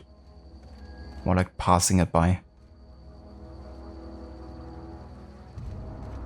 Wonder if I have that in the OG. No idea.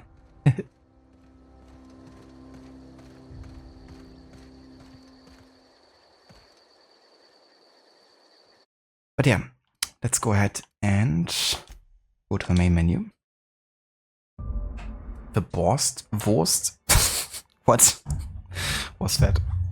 I like these kind of like propaganda-like looking graphics upon loading screens with like different products and stuff. It's quite funny.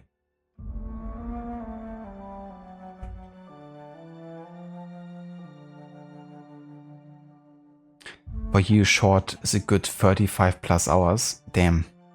Yeah, short for me would be under 10 hours. That would be a short game for me. Then mid-length game would be like 20 to 50 hours for me, and long game anything above 50 probably. But that's how it is, sometimes very like subjective and relative to a person playing.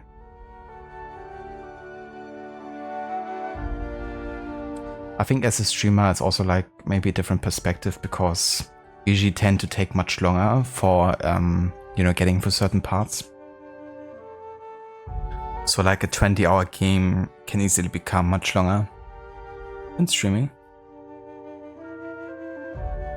This game has hilarious loading screens. Yeah, I really like them so far.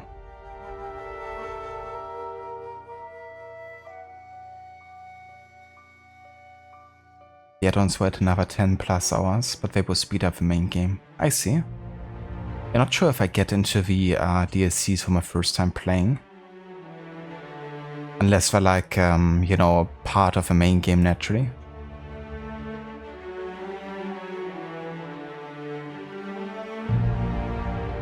For sure, Vlaka. Yeah, with the years I learned to appreciate the more focused and shorter experiences. I don't overstay its welcome too much. But sometimes, of course, you just really want to have more of a specific game if you like really enjoy it a lot. So I get both sentiments.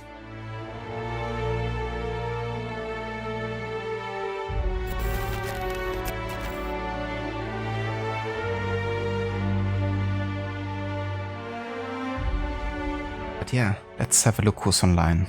Who could we raid tonight?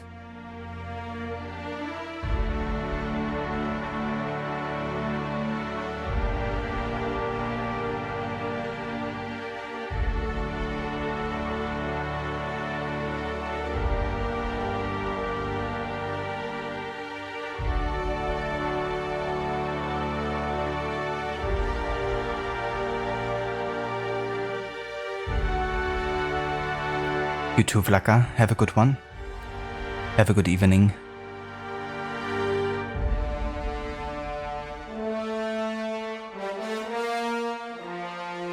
That music gives me like Star Wars vibes.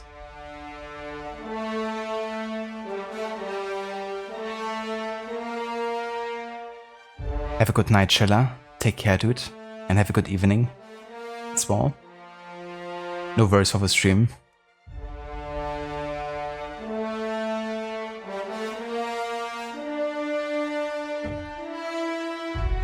Okay, we're gonna go and raid out to Andy.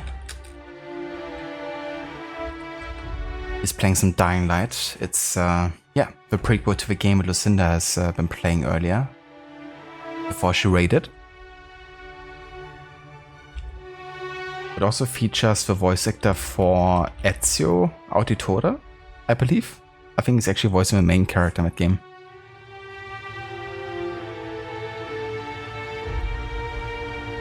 So if you want to follow us with a raid, there's some raid emotes in chat. Feel free to copy and paste them.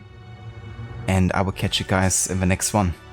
Until then, have a good one, enjoy the weekend, and take care.